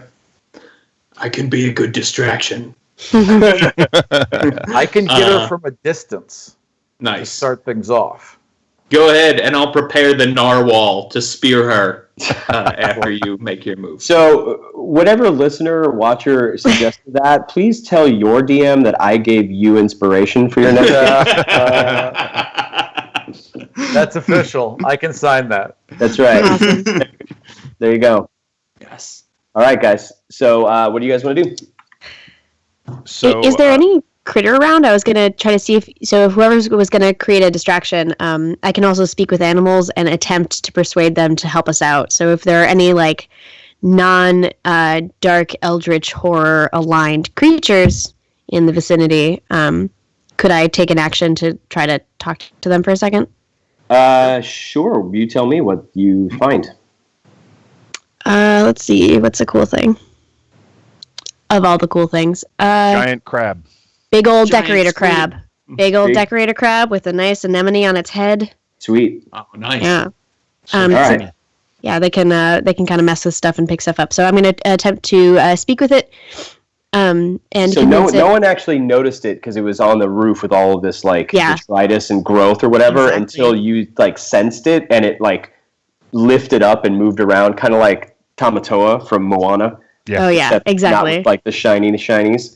Yeah. So who's going to distract who's going to try to keep the temple Sawagan away from us? Me. Okay. What's your plan? Because I can try to convince this guy to help. My plan is that I'm just going to try and hold the choke point of the door as well as I can. It looks like there's some collapse over there, and they can get around the back. But my thought is they're going to hear commotion once we attack the ritual, and they're going to try and come out this little side door there with the steps by the elder statue. And so I'm going to try and engage them there and hold them, and at least hold their attention. Once the Hagen get a taste for battle, they don't think terribly well. Cool. So. Can I have this decorator can I try to persuade it to like go in the back and like cause a commotion, either like snip something that's held up so that it clatters, so that at least you aren't you have a moment of their backs. Or if if you can convince it to actually attack them, if it's like a giant crab situation, I'll let him roll how big it is. That would be great. Yeah. No, you guys, give me a roll of some sort, Darcy, and I will determine how helpful it will be. Cool. All right. Let's see. Can I help with animal handling? Sure. So that would be great. I'll grant advantage. Is that advantage? Yep. Yeah. Sure. You just tell me what you want to use, Darcy. Rolled 2 9s. All right. Let's say with nature or something. Does that sound reasonable? Great. Sure. Trying to understand its deal. So that is what is that? That's 13. Okay, it's not terrible. It's definitely going to help you. We'll see how much it helps. Cool. Perfect. Cool. It starts shifting its way. It acknowledges you and shifts its way toward the big giant hole there. It's convinced there's stuff in there at once on its body. Yeah. You're correct, sir. Sir Decorator Crab. Tamatoa hasn't always been this glam. I was thinking that when we go, I'll just swim dead out into the open with a thaumaturgy cast, so my booming clicks and whistles resonate throughout the entire hall. Oh, nice. And I just the ocean has judged you, and then blast the priest with guiding bolt and trying to startle everyone. Perfect. Okay. That will hopefully draw enough attention so the rest of you can swarm in. Okay. Awesome. So what I've heard so far is that Gasketh is going to be by the front door of the temple. This decorator crab is going to drop down kind of the chimney at the backside. And then Brother Flip is going to just come rocketing over the top of this temple and, being a big personality. So what's Baroi and Slamu doing? Yeah, I've got a nice shield spell I'd love to use. So I would like to collect some aggro. So possibly, as soon as you've done your thaumaturgy, I swoop in front of you so that I'm hello, come attack me. Or just charge the priestess, get right in her face. Yeah, if I could charge in front of the cleric would make me happy, though. And then Slamu, do you want to be with Gasketh then in the temple? Because there's six Sawagan in there. There's 6 Sawagan in there? Nice. Definitely. So there's a crumbling wall, right, as well? Yep. Yeah, I'll be at the back and the crumbling wall then. Cool. So. All right, sounds good. Yeah. Meet you in the middle. That's right. Okay. A cloud of chum. All right, you guys have all done really quite well. So I'm going to actually have this be a surprise round for you. So you guys are going on. You guys have two PC slots that you can go. So I'm assuming the first one is going to be. First one should probably flip. Yeah. Yeah. I'm going to use my inspiration to hit with guiding bolt because I want this to strike. Because it's got to be. If I miss, it kind of loses all of the drama. Of course, deflates it a little bit. Just a bit. That's going to be a 22. So I imagine that's going to hit. Nice. So this is what happens. You come over the top. You're doing your booming thing. You've been judged. This bolt comes out. As the bolt comes down to hit her, she turns around to see you coming. The other acolytes are kind of just in the zone, so they don't stop what they're doing. She turns around, and there is a domey shield that comes up around the stone. No, it comes up, but you hit it so well that the whole thing kind of fluctuates a little bit, and you end up blowing past it. Awesome. It did have. They do have shield spell active on them. But you don't know how often it will trigger. But you definitely blew past it. The stone is trying to protect them, but it did not work. Awesome. Good to know. Yeah. Awesome. Okay. How much damage? I did 12, 14, 17 points of damage. Dang. Nice. Beautiful. Excellent. All right, she gets hit, and you hear her the echoing throbbing of her little throat sac as she screams. Awesome. Terrifying. That's welcome to the ocean. Yeah, everything is scary. Okay. Okay, you guys have another PC slot. Are there any Sahuagin near the door that I'm going to be kind of choke pointing? I'm going to say you're on the roof and you kind of peek your head down. Mm-hmm. Yeah, I'm going to say there's 3 in the back by that chimney area, and there's 3 in the front next to you, and there's also 2 smaller sharks in there as well. Okay. Then I will move down just kind of into the doorway, blocking it, and so they all can't just swarm around me all at once. Yeah. And I'll lay my hunter's mark on the nearest one, and my hunter's mark takes the form of just a sudden cut and a little trickle of blood that comes out of it. And that's what I use to scent on them and track them. So then I'll just sort of snarl and just appear out of the shadows and try and take this Sahuagin as quickly as I can. Okay, sounds good. Yeah, just as you come in, they don't necessarily see you at first because you're just very quietly floating down. But then you cut the one, and you see the 3 that are right next to you. All of them immediately start to sniff and sense this blood in the water, and then they turn toward their friend, and then they all turn toward you. Right. Okay, so am I hidden when this occurs, or sure? Okay, cool. So the AC 12 on these guys, you said? Yep. All right, so that'll be a hit for 14 damage. Nice. That hunter's mark is paying out. Nice. 20. Just 1 second. 20. Okay, 14. You said? Yeah. Yep. Nice. 14 damage. All right. Yeah. And so I'll do my best to kind of take some cover in the doorway and until Slamu and the crab can get in the mix. Okay. So the other 2 of you guys get surprise actions, and then we're going to go to the regular round. Okay. Go ahead, Darcy. Yeah, I was wondering. I might try to how close is that priestess to the edge of where the shield looked like it was forming? So there's a circle. There's the circle that's about what is that, about 5 or 10 feet around. It's a 10. They're in a 10-foot. They're in a circle around the stone, and they're all 10 feet from the stone in that circle. Okay. Does that make sense? Yep. Yeah, I would like to pull her out of the range of where I saw the shield sort of pop up. Oh, nice. And even if that doesn't work, I will at least do some damage to her and hopefully pull her maybe off balance or something. So basically I want to pull her down and ideally out of the range of the shield. So we'll see if that works. Got it. Yep. Oh man, a natural 19 plus 5. So I think that's definitely plus a hit. 4. Yeah, and then it is blows through, yeah. 5 points of damage, so not much, but okay. But then you pull her 10 feet? Yep.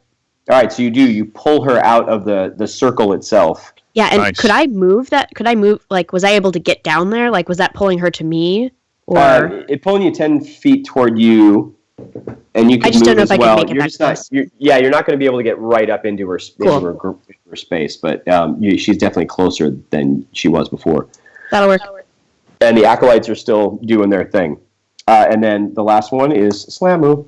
So any of the Sawagin who are looking out of this, back opening that has crumbled, they can see, the heat vents rising up and the shadow of something. Is it a shark? Is it a man? Is it a were-shark? I don't know. Man shark. A were-man? Comes rocketing out through that opening, screaming, leading with Tooth. Narwhal! And I slam through the opening into the closest Sawagin. There's a group of 3 Sawagin right there. They were looking at Dan, but now they've turned to you. They have a new point of interest. That's right. Does a 27 hit their AC? Yes, it does. I For 5 piercing damage, and then I will use Flurry of Blows as I headbutt the same one that I hit. Okay. Nice. For 24. I thought that was damage for a second. Oh, I was no. like, what? Whoa. That's going to be 10 damage, and he needs to make a, DC. He's going to get disoriented, so it's a DC 12 Dex saving throw he's got to make. He missed it. He rolled 11. Okay, so he becomes disoriented, and then I will slam my teeth onto him. Okay. You're just 3 dudes going about their day. All of a sudden, you're like, "Rah!" And suddenly murdered by wereshark. Right, exactly. And so that's a 23 to hit. Yep. Thank you for the bless. Yeah. You are welcome. And that's Don't another thank 8 me. piercing damage as I sink my teeth into him. All right. You killed the cook. Excellent. Well, Presumably the most delicious of all the Suwak. No, as we know, that was Steven Seagal, so that was the most dangerous of all of these sharks. Well done. Sharkito on us. nice. Sharkito. Yep. Definitely feeling that as well. All right, you got it. So well done. So now we're actually starting over the full regular round. So they actually have it's a antagonist slot, and then 2 PCs, then another antagonist slot, and then 2 PCs. So the priestess actually now is focused on you, Darcy, who just pulled her away. She actually uses guiding bolt on you. This Turnabout. she almost like she's scooping water into, as she's using her hands, the water is swirling into a ball that quickly becomes this sickly purplish green eerie baleful glow, and then she lets that loose at you. What's your armor class? It is Oh, never mind. She 16. She crit. Crit? Oh, no. Ouch. Aw. What's your AC? Going Never mind. so well. Yeah. Whoops. Hold on. I'm using an app, and it sometimes screws up on me. I'm a shark. Oof. So that's going to be it's going to be 28 points of damage, Darcy. Oh, what? Wow. Don't forget about that aid. Next attack on you has advantage. So Okay. you're surrounded by this sickly thing, but it doesn't just hit your body. You can feel it, like the tendrils of it are crawling into your eyes and ears, into your brain. Yeah. Okay. So wait. So that was an attack. Yeah, it was. Okay. So I thought that was just like an effect. So it did damage.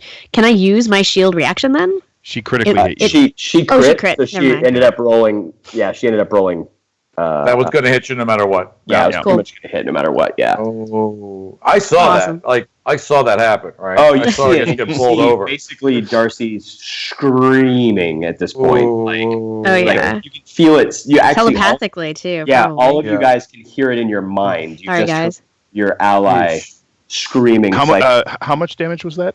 28. Holy A cool crap. 28. Oh, all right. Ouch. I have to say, Guiding Bolt is the weirdestly balanced first level spell ever. Like, it doesn't scale, but for the first few levels, it's just ridiculous. Really? Yeah, I was really enjoying having it on our side. I can Right. go Yeah. off on first level spells and their damage, but now's not the time. Okay. Another talk. Okay, so now you got a PC slot. Who do you want to go next? Next. Did the crab get into the temple at all, or is it? So I'm gonna have the crab, since Darcy's doing her thing. Dan, I'm gonna do the crab on your turn. He basically dropped down and he's causing some distraction on the back end. All right, cool. Is he like nearby any of the Sahagin? So he's basically kind of flanking Sahuagin with James at the back end of the temple. Okay, cool. Oh, hello, Dex. All right. Well, I'll go ahead and press the attack on the one that I've already wounded then. Okay, sounds good. And so I'll just kind of try and drive through and thin this herd out so they don't... sure, roll these dice quick. Throw them. Oh, unfortunately, that's a 1, so I will miss. Oh. That's all right. Thanks, bud. Thanks for the shot. All right, so I will be thrown off balance by the psychic scream from behind me. Yes, that seems perfectly appropriate. The decorator crab kind of scrambles up. You see James. It scrambles up behind the other Sahuagin who are in turns horrified and excited about the cloud of blood that just exploded next to them. My brethren. What's that? I said they're my brethren. That's right. That's right. So that was so another PC slot. All right. She's within range of me. I have second wind to recover some HP. Oh, For good. the record. Okay. Which I was going to do next. She's a fighter. We can both act because there are 2 slots for us, right? Well, you had 1 slot used by Dan. Yeah. And I gotcha. Just another slot, Okay. and then a villain, and then 2 PCs. Okay, well, you go, but I got eyes on you, so if you're still hurt, I can come up behind you and cure you afterwards. See, it sounds great. So Okay, I'm good. going to I'm going to put my hand on where that little amulet of my religion, that little siphonophore sits, and sort of connect with my god for a minute, and I use my bonus action to get second wind, which means I'm rolling a d10 plus some stuff, which is 10. Awesome. So I get 14 hit points back, which is a lot. So Very nice. and then I'm going to further just use all my stuff. I'm gonna take 2 attacks, I think. Okay. I've sort of got this dueling style thing, so I've got, I think my trident, and I'm going to sort of get into like this, the characteristic Templar fighting style and try to, rush forward basically with at least 2 attacks. So we'll see. Okay, sounds good. We'll see how that works. You charge her. She looks very angry. Yeah, good. So a 15 and a 13 plus 5 each, so an 18 and a 20. 18 and 20. Oh, and you pulled her out of the radius. Pull her out of the shield. That's right. So she had attacked you. I'm going to say she went back a little bit, so she's just right at the edge of that. Uh-huh. And so one of yours is going to hit, but the other one's not. Okay. Well, the one that hits does 8 plus 5 damage, so 13. 13 points of damage? Mm-hmm. Okay. She looks really hurt. Then, and she's trying to fight her way back into where the things are. So villain slot. So Dan. Yeah. You've got, let's see here.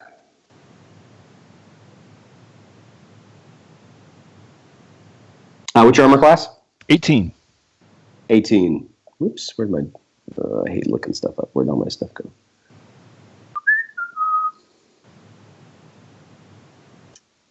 Where did my... Oh, there it is. 18, you said? All right, so it's a miss and a hit. So one of them hit, and sorry, all of my all my windows kind of went wonky. Sure. Just one sec.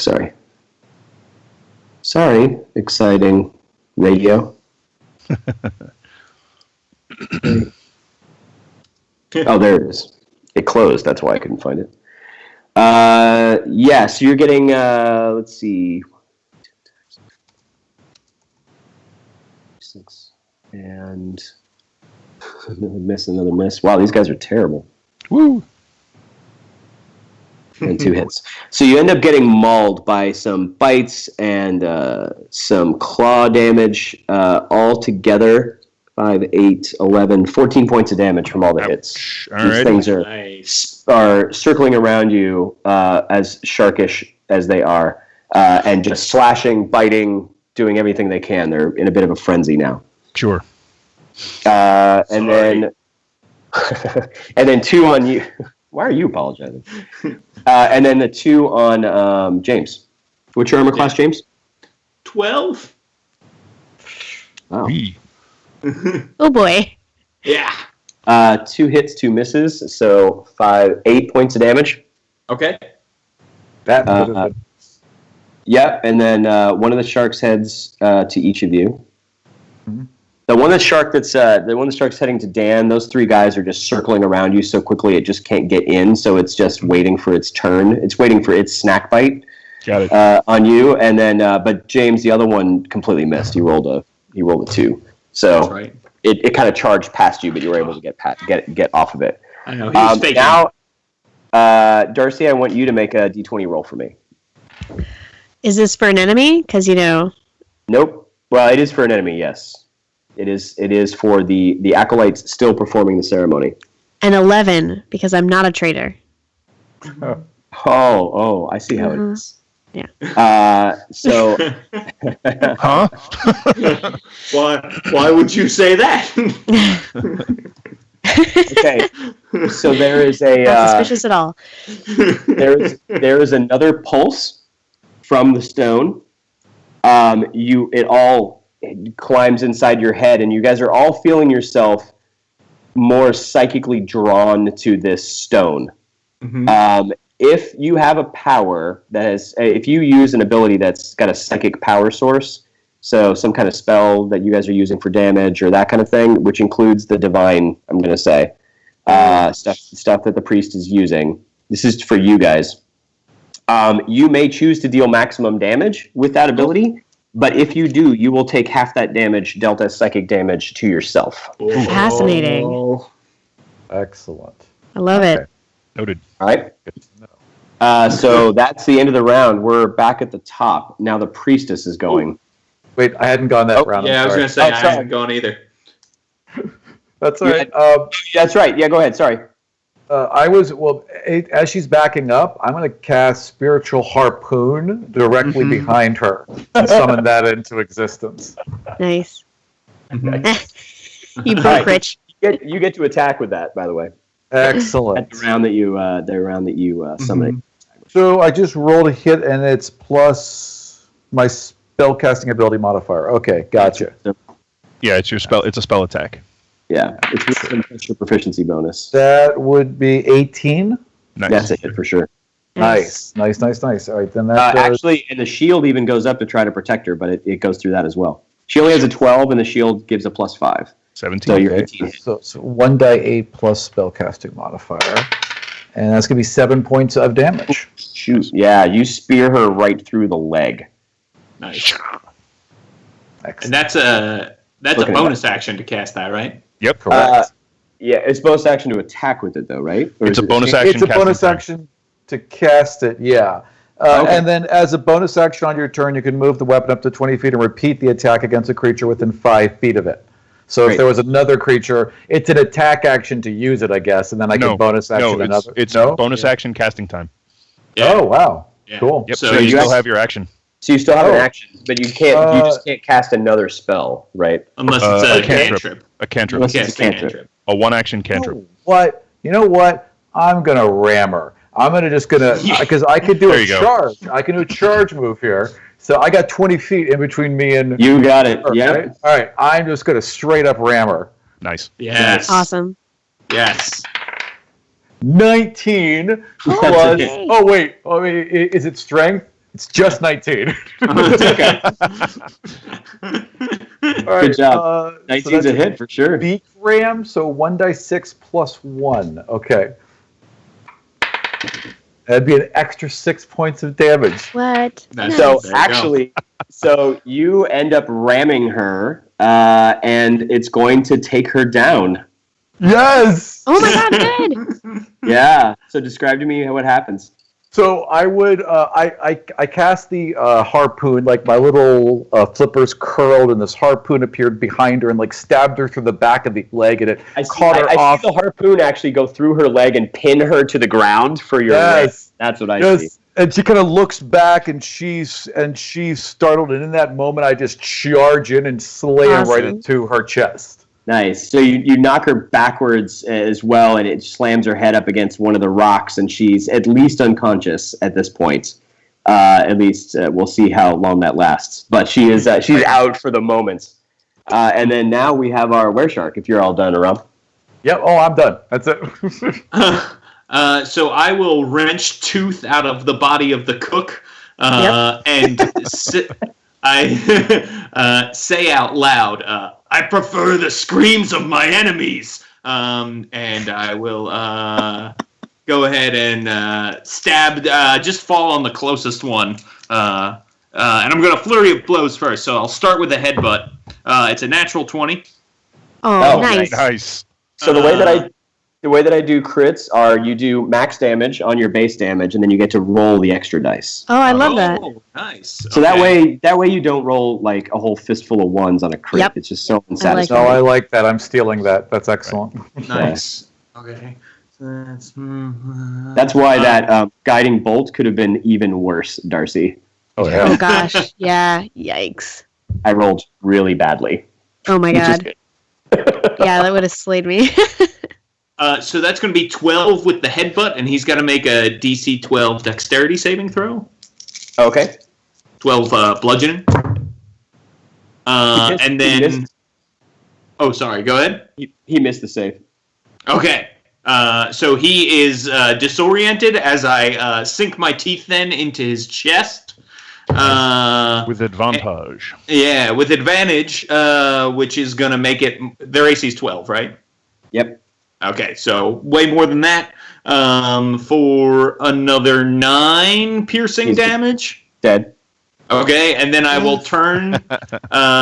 There's another Suwagan right on me. There were 3. Mhm. So Yeah, I'll one turn more. and I'll use Tooth to stab that remaining.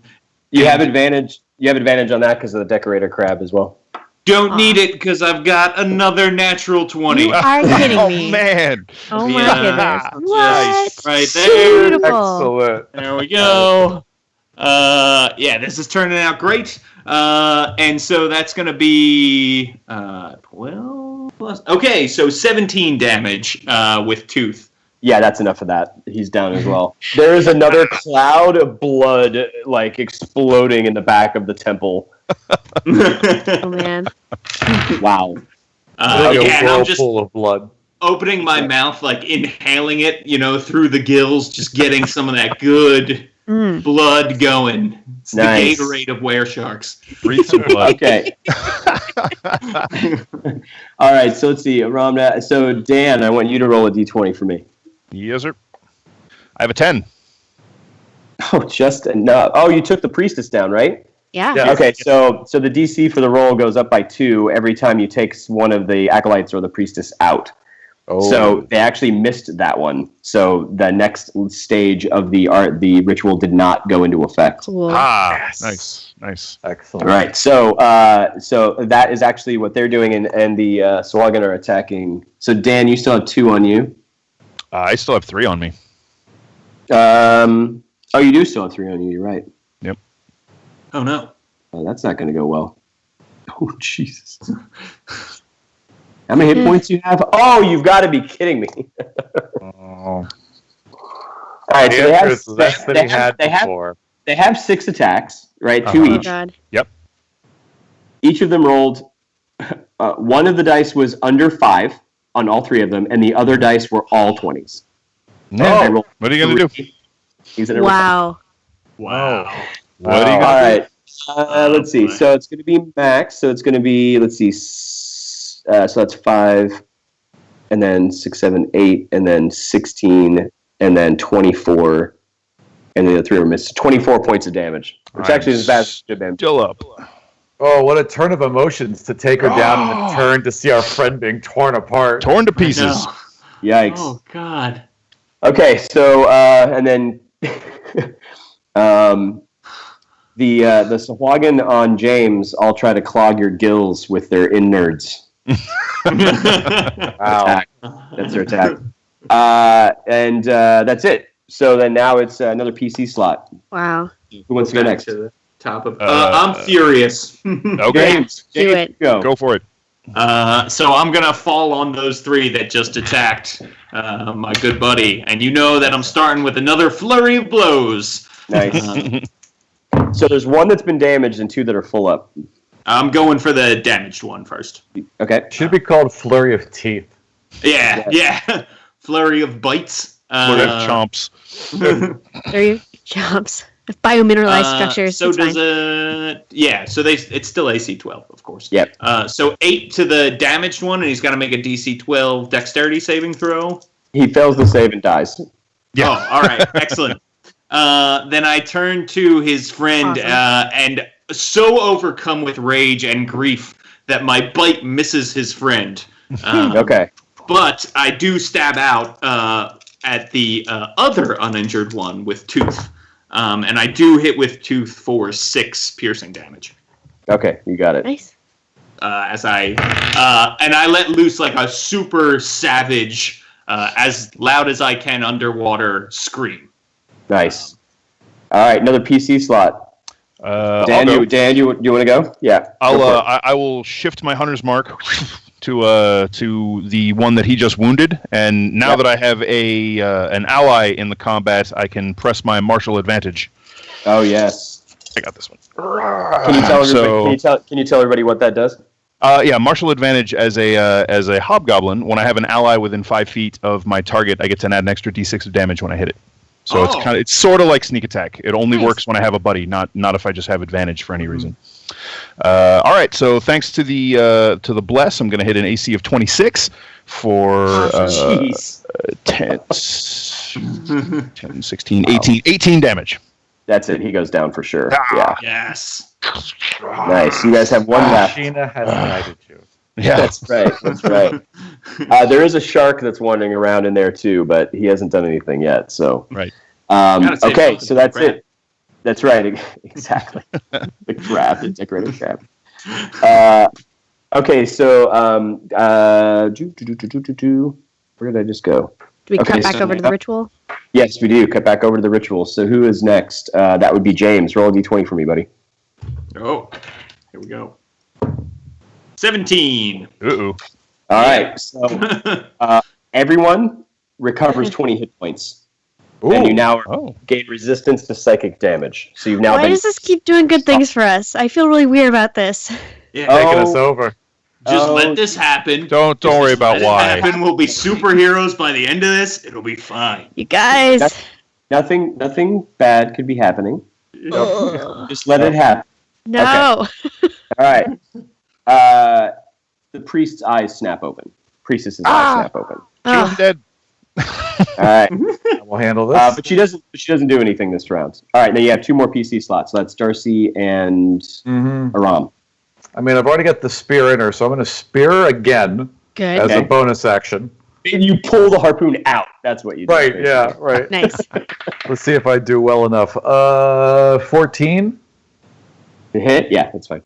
All right, excellent. So then that would do an additional 10 points of damage. Oh, jeez. Wow. Okay. Yeah. All right. Yeah. and that's nice. my bonus action. And just to make sure that she's finished off, I would be like, be gone. And I would nail her with a guiding bolt. Wow. Oh, wow. Oh, I guess you can. Yeah, that's right. Because you're not Right, casting because I got the spells. bonus, Yeah. and then, yeah. All right, wish me luck. Good luck. That is going to be 18. Nice. which is one more than you needed. Right. Oh my gosh. Awesome. Excellent. Sorry, bud. And then that would do 14 more points of damage. That's it. Awesome. She goes back out again, and this time she's dead. All right. Beautiful. Good work. All Hole right. blown through her chest. That's right. And then Darcy. So there's 6 acolytes that are still performing this ritual. Cool. Yeah, I think Baroe was probably going for the high priestess, right? And then saw, just right in front of me, her get incredibly taken out. So Baroe's looks back at you and smiles. I feel like I'm Just bonding with you a lot over this. Something about Give you a flip her up. Hell is a dolphin scorned or something? I don't know. That's right. That's what the dolphin. It's a cetacean scorned. It's good. It's got a ring to it. So I think I'm gonna try to. Has anyone gone near the big stone? Nope. Not yet. It's done nothing but nice things for you, Darcy. Yeah, about that. I'm gonna try a thing that may not work, but I feel like you just are doing so well that I feel confident in trying this experiment. I'm going to TK pull one of the acolytes into the stone just to see what happens. I mean, it should do some damage, but also I don't know. It may not work, but we'll see. So you're gonna shove him into the stone? Yeah, okay. Basically. So I rolled an 23. Okay, so it's a hit. If you want to do max damage, you can. You just take half of that yourself. No, because I don't want to interact with any of this weird tomfoolery that's happening. Hey, that's psychic damage, and now you're resistant to it, so you only take a quarter. That's true. I don't like it. Like it. I'm very suspicious. Just helping portray the nagging, helpful voice in the back of your head. Thank you. Keep doing that. I love it. Wait, aren't you Death of the 4 Horsemen of the Apocalypse? I don't know what I'm talking about. Shouldn't ask. Not its business. Beautiful. So I'm not going to do max damage. I am just going to do. It's only 2 points of damage. Okay, but you shoved it in. And roll another d6 because you shoved it into a hard object. Hard object. Rolled a 1. Yep, rolling great right now. You knock him out of the into the stone, which is going to throw him out of the ritual for a round, which makes the difficulty higher. Okay, that's a start. But he doesn't get zapped or melted or anything like that. No. One can always try, Yeah. I hope the melting. He could have been if you would have done max damage, but you don't want to do that. I don't. No. I played Dark Side Ray before. Okay, I'm playing struggling light side Baroe right now. Okay. All right, so we're going to jump straight to the top. Then, actually, now we're just going to. So there's just going to be one antagonist spot now. So you're up to 2 PC slots at the top. What do you guys want to do? You got one more guy in the temple, right? You got one Sahuagin and a shark in the temple. And a shark in the temple. Okay. And Dan, how hurt are you? Very? Better now that I regained 20 hit points. Oh, that's right. You regained 20 hit points. I'm fine. I'm all right. Okay. Do we want to try to kill what's in here? Oh, yeah. Okay. Yeah, no, nothing gets out of the temple. I mean, come on. Okay. Yeah. Nothing leaves this room. So I'll go and I'll try to stab this last guy with tooth. Got it. So I'm definitely going to hit. And it'll be 9 damage with tooth. Nice. Got it. Yep. Okay. He's still standing? Yep. I think he was fresh. He was fresh. Fresh meat? Yes. All right, cool. He was as fresh as that tuna you ate earlier today. So good. So good. All right, I've only got 1 key point left. How many acolytes are outside? 6, right? 6. There's 6. Yeah. 6 total. All right, I'm gonna hang on to that key point. Yeah. Don't. But I will use my bonus action to bite, and I will bite him for another 5 damage. There you go. Got it. All right. And then Dan, do you want to go and just finish it? Yeah, I'll go ahead and finish him off. Okay. There we are. I'll just try and dispatch him quickly and efficiently, which looks like I will manage to do for to the tune of 11 damage. That's it. Yeah, done. Nice. All right, then I will, as a bonus action, shift my hunter's mark to the... Does it look like the shark is still going to come at us now that all these Sahagin are dead, or is Shark just seems to be circling around now. He seems less interested. All right, well, we'll let him deal with all the bloody meat, and I will head out of the temple and shift my hunter's mark to one of the unhurt acolytes during performing the ritual. Okay, sounds good. And that'll be my turn. All right, great. So that means Aram, roll d20 for me, buddy. Oh, boy. Oh.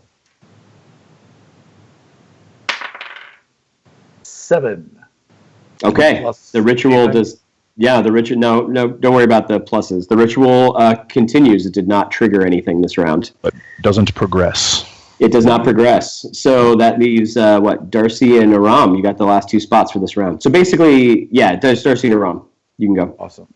Whatever order you want.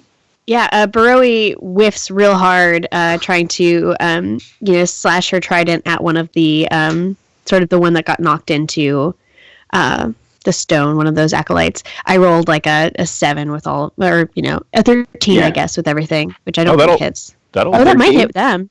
Wow. It all those actually bonuses, does man. It does work I out. know. Okay. I It does actually barely... hit. Now, the shield might be an issue if that's still happening. But The shield does not. It only triggers at certain points. So okay, it cool. doesn't always trigger, and in this point, it's not triggering. So Awesome. you got it actually. Well, in that case, I do 13 damage to this acolyte, this poor acolyte. Okay, so roll. Goddess guide my hand. Roll a d20 for me, guys. 14. All right. I can't remember. Is your trident magical? I don't think so. Okay. All right. So you stab into this thing and kind of pin it. But you do some damage to it. The acolyte kind of does this little throat sack screaming thing that happens. It's very disturbing. But you hear a crack as well. Oh boy!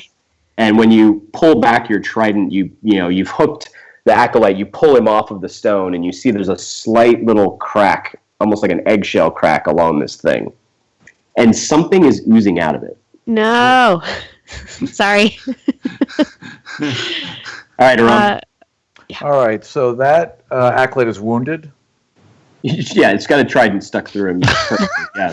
But is it still praying? Is it taken out of the No, prayer it's circle? definitely not All right. part of the ritual now. There's 5 more as part of the ritual. You've All right, taken out excellent. 2 participants, which is increasing the difficulty. Yeah. Excellent. So Brother Flip has kind of gone back into that vertical position. He's descending slowly from that hole, Nice. and just one From flipper on high. Right, exactly. One flipper juts out to the right, and the spiritual weapon strikes at one of the acolytes. nice. Awesome. Okay, great. Yeah, that's going to be a 22. So I'm pretty sure that's gonna hit. That's a hit. And that one takes 10 points of damage as the harpoon just jams right through it. Okay, great. I'm going to say it's then- a little difficult to perform a ritual while you have a harpoon stuck through you, so he's not dead, but he's not performing anything now. And his other flipper shoots out to the left, and he casts his last guiding bolt towards another acolyite. Jesus. And that's going to this be dolphin is a terrifying. 18. Yes. Yeah. Yes, it's a That's- hit. All right, and that acolyte takes 9, 13, 15 points of damage as a guiding bolt shoots down and Jeez. strikes them. That's 2 more. Yeah. Okay, so you guys are taking these acolytes down. That's right. The other ones are still trying, though. They're still moving forward. So we're actually back to the top of the round, and it resets. So you have 2 new PC slots before the acolytes roll again. Darcy and Aram, do you guys want to go this time since you're already out there? Yeah, with you're the up acolytes? there. Sure. Okay. Yeah. Yep, go ahead. So how many acolytes are up, and how many can come back So up? 1, 2, 3. There's 3 that are at full strength performing the ritual, and you've taken 4 down, including the priests. Yes. Okay. Cool. Then I'm gonna attack an unhurt one currently, and I assume bless and everything is still in. Yep. Yeah. So I hit, and it does with my trident. It only does 7 damage, but not bad. You're a fighter, right? Yeah. Well, you guys are 4th level. Is that what you Fourth were? level. Uh-huh. Not Right. 5th. Okay. Right. Yeah. Yep. Okay. Great. So you did how Oh much wait, damage? no! I totally lied about how much damage that does. Doesn't sound no, like it. 7. Yeah, that's right. Okay, 7 points of damage. Okay, you Yep. deal some damage to that guy. Yeah, that guy is actually still trying to keep going Yeah, with the fair. ritual. Yeah, and then Aram. So there's 2 fresh, a bunch wounded. 3 of them are trying to work the ritual. I will nail the one that's wounded but still going with my spiritual weapon. Okay. At least attempt to. 14. Yeah. Excellent. The shield is no longer working. That one takes an additional 7 points of damage. Okay, he's no longer participating in the ritual. All right, excellent. And if there's one up, I'm gonna try and charge him. Okay, awesome. Go for it. All right. 20. Natural 20? Wow. No. Sorry, 15 plus. Total of 20. Yeah. Perfect. And that's I'm sorry, 18. Pardon me. And that's a beak ram, and that's gonna be an additional 6 points of damage. Okay, sounds good. He's getting work. All right, so with the dolphin. Darcy, roll that d20. Okay. Ooh. Give me a crit. 18. The next level triggers. Oh, Dang no. No. Oh boy. All right, so when a Took character... out so many. So those psychic abilities that you can max out damage also now affects all creatures in a 10-foot cube. Whoa. Oh boy. So, and when each of these things is triggering, all of you are feeling like so empowered. Like there's something calling to you. It's tempting. You can taste it. There's so much good you can do in the world with what's happening here. If only everyone would do what you're telling them to do. Mm-hmm. I mean, all right. That's how. Okay, you know, Dan and James. That's how Slamu feels normally. Would you like to go, my friend Dan? Sure. There's still several acolytes up, still doing this thing, and as tempting as all of this might be, these are still creatures that need to be stopped in absolutely whatever they're trying to do. So I'm going to go ahead and charge in from the entrance of the temple there and attempt to spear one of these acolytes in the chest. And next we'll see about maybe dragging him off somewhere else. All right, sounds good. So you basically have 2 up that are doing anything. I've got a 14 to hit, so I think that does hit. That is a hit. And can I get one that's near? Like, there's people mixing it up in there at this point, right? There's 2 other people in there, right? It's a mess. Yeah, it's a mess in there. Yeah. Okay. So yeah. 6, 12, 13 damage. Oh yeah. Oh, you mean to get your extra damage? Yeah, Darcy's right in there for sure. Yeah. Oh, yeah. Watch out for this ooze. How much damage? Okay. Dan, how much damage? 13 points? Yeah. All right, so yeah. Okay, James. All right. One fully healthy acolyte left. The rest are all wounded and blood everywhere. As you come out, James, it's been kind of outside of your range, and you guys snuck in under the giant cloud from the hydrothermal vent fields. But you're now realizing maybe it's because all of your senses are turned up by this really cool thing happening to you. By the stone, but you realize that there's basically like a dome of like 1,000 strong shoal of hammerhead sharks circling around the outside of this at about maybe a quarter of a mile, circling around all of you guys right now as this whole craziness is happening. Oh, good. Oh boy. They're not coming in. They're just circling everything. So I want to feed my brethren, of course, since I am in such a worked up bloodlust state. And so I will come rocketing out of the house screaming narwhal with my sword in front of me, aimed towards the final priest who is still, praying. Yes. So my plan is, once I get up there, I am actually going to spend a use of flurry of blows. So at the last minute, I pull the sword back and punch him in the face. Okay. So it looks like a 13. That's it. it. That's it. All right, Yay. cool. So that's going to be 8 bludgeoning damage, and he's going to make a strength saving throw or be pushed 15 feet into the sphere. What's the DC? 12. Oh, he actually made it. It's the first save they've made all night. Well, I'm going to punch him again and try to repeat the action. Okay, sounds good. So I do hit again for another 8 bludgeoning damage. He's got to make another strength saving throw. He rolled an 18 that time, so you're beating and then I stab him with tooth. And I do stab him for 7 damage. He's all, I made the save! I made the save! Yeah. His head like comes off, and okay. And then I yell, mostly as a way to let my compatriots know what's going on, but I yell, let's feed my brothers! And the sharks are all around. Nice. Motion to the dome of sharks. You had one more successful check.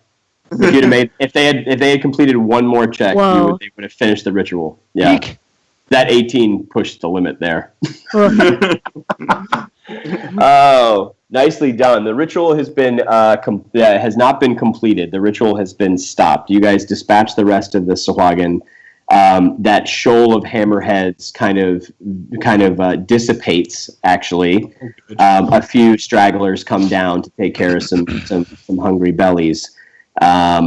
But other than that, you guys have stopped it. So we are dropping out of initiative now. What would you like to do? Before my spiritual weapon vanishes, I would like to drive it straight down into that stone that was glowing in an attempt to finish it off once and for all. Okay. Unless that will let it hatch. But maybe Oh. go by your divine instinct. Do what the gods tell you to do, man. I mean, it seems like they were using it as a power source, and I don't want them to come back and pray over it again. So I'd like to finish it. Yeah. Nice. Do it. Don't even roll. So your the prayers of the gods. You split into that crack that Darcy put into it, and the stone actually cracks open, and the divine holiness of Trishina enters the inside of this thing, and you all hear a horrifying psychic screech from beyond the stars as all of these benefits that you had previously gotten dissipate, including losing some hit points and dropping exhausted again. Suddenly way worse off. Yeah. Yeah. Oh, it turns out I was hurt the whole time. I was just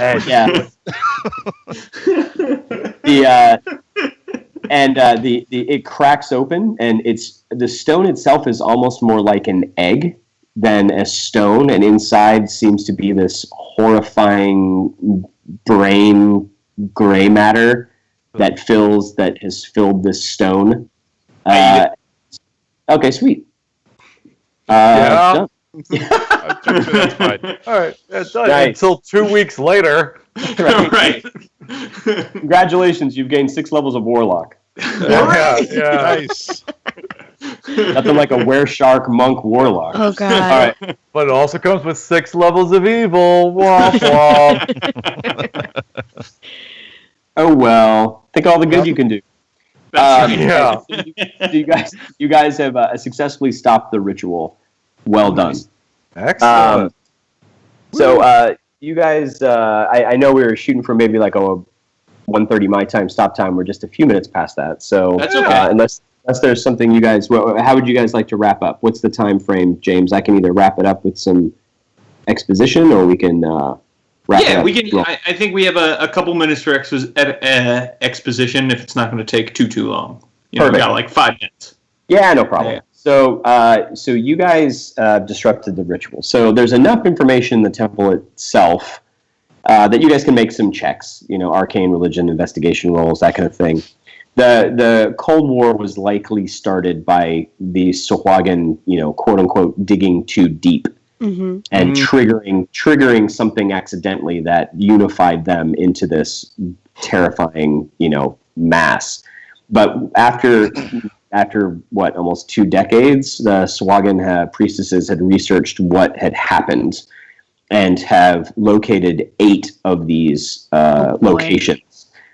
This is the one that's closest to the surface. The other 7 are far deeper down along what's called the Leth Trench, or the Left Delta, which is this miles-long, miles-deep, tributary-like series of deep-sea trenches that these objects are located along. So any of these locations could potentially be used to awaken the voice. So if this was a campaign, we'd move on to going on to some of the next things and moving that on. But for now, you guys have disrupted everything. Okay. So that's it. That's basically it. So the Revenant comes to you and thanks you, and then dissipates. Guys, yeah.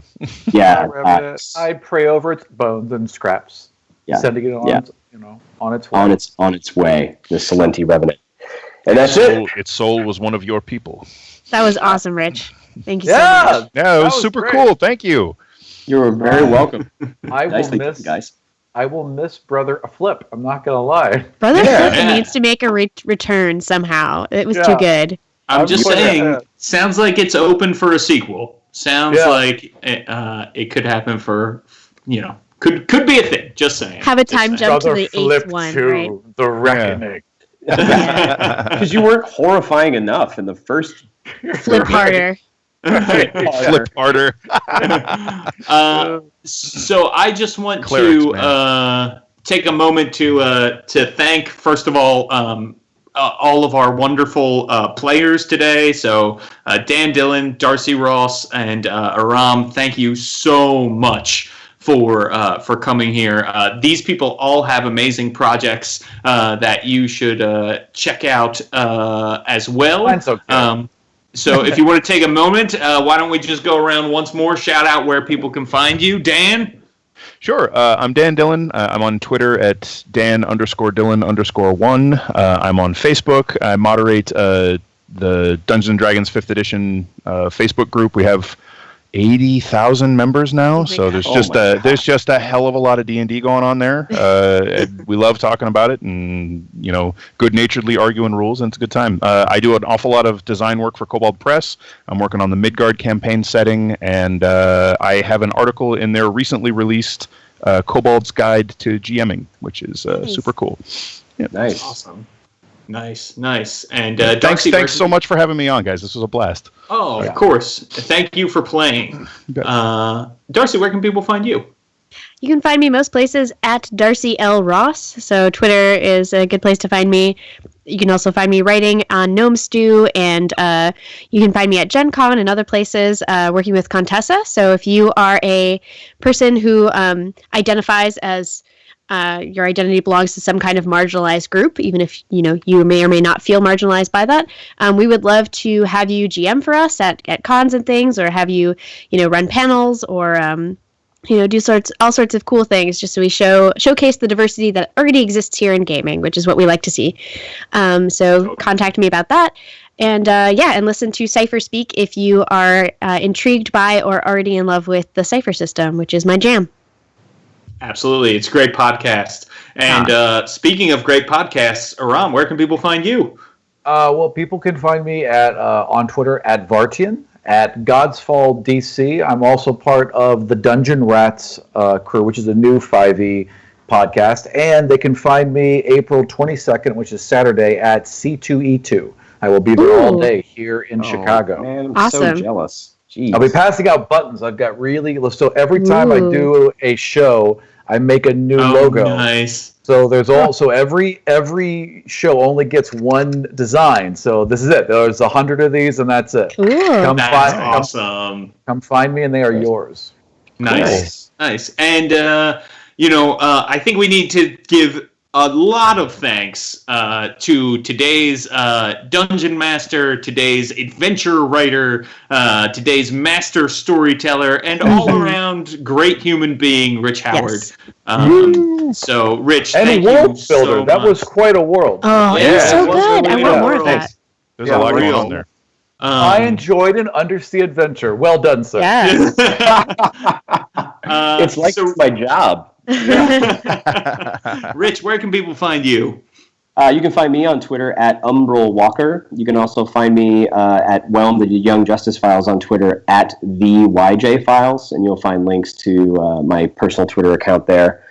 Gosh, you can find my articles from the depths is the column I had on Tribality. So head over to Tribality and you can find a bunch of this stuff. The Coalinth are on there. The Were Sharks are on there. I have two 20 level campaign skeletons for aquatic campaign ideas. I have, I don't even know now, I don't know, scores. I have articles that cover scores of adventure seeds for aquatic games such as this. You can also hear me on a number of podcasts talking about this, of course, on James's own podcast on Monday with Darcy, talking about running underwater games. You can also find me on Dungeon Master's Block. I have two full-length, 2-hour, crazy podcasts talking about a lot of the stuff that I talk about here. So, yeah, keep an eye on that. And pop over to, or keep an eye on Tribality Publishing for my Alchemist for 5e. And the upcoming Aquatic Allies and some other supplements I'm going to put out that will consolidate some of the things that you saw here and put them into supplements you can use at home. Awesome. And good. If you are out there watching this and you love actual plays, there's going to be another D&D actual play on this very channel tonight. Venture Maidens, part of the Don't Split the Podcast network, which is an all-female D&D 5e actual play that we turn it into a podcast. It's also live streamed. They are ridiculously funny. They are amazing storytellers. They get a little salty, so if you're like a kid or my dad, don't go listen to them.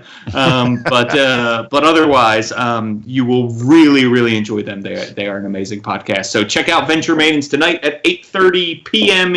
Pacific on this channel. It sounds a lot like Rat Queens. That's kind of the vibe I'm getting. I would say it is similar to the Nice. the comic Rat Queens. So I'm in. Awesome. Yes. Yeah, they are amazing. Really, really awesome. Really excited to have them on the network. So check them out tonight. Thank you, everybody, for watching. Thank you all for playing. Thank you, Rich, for running. And we're out at 5,000.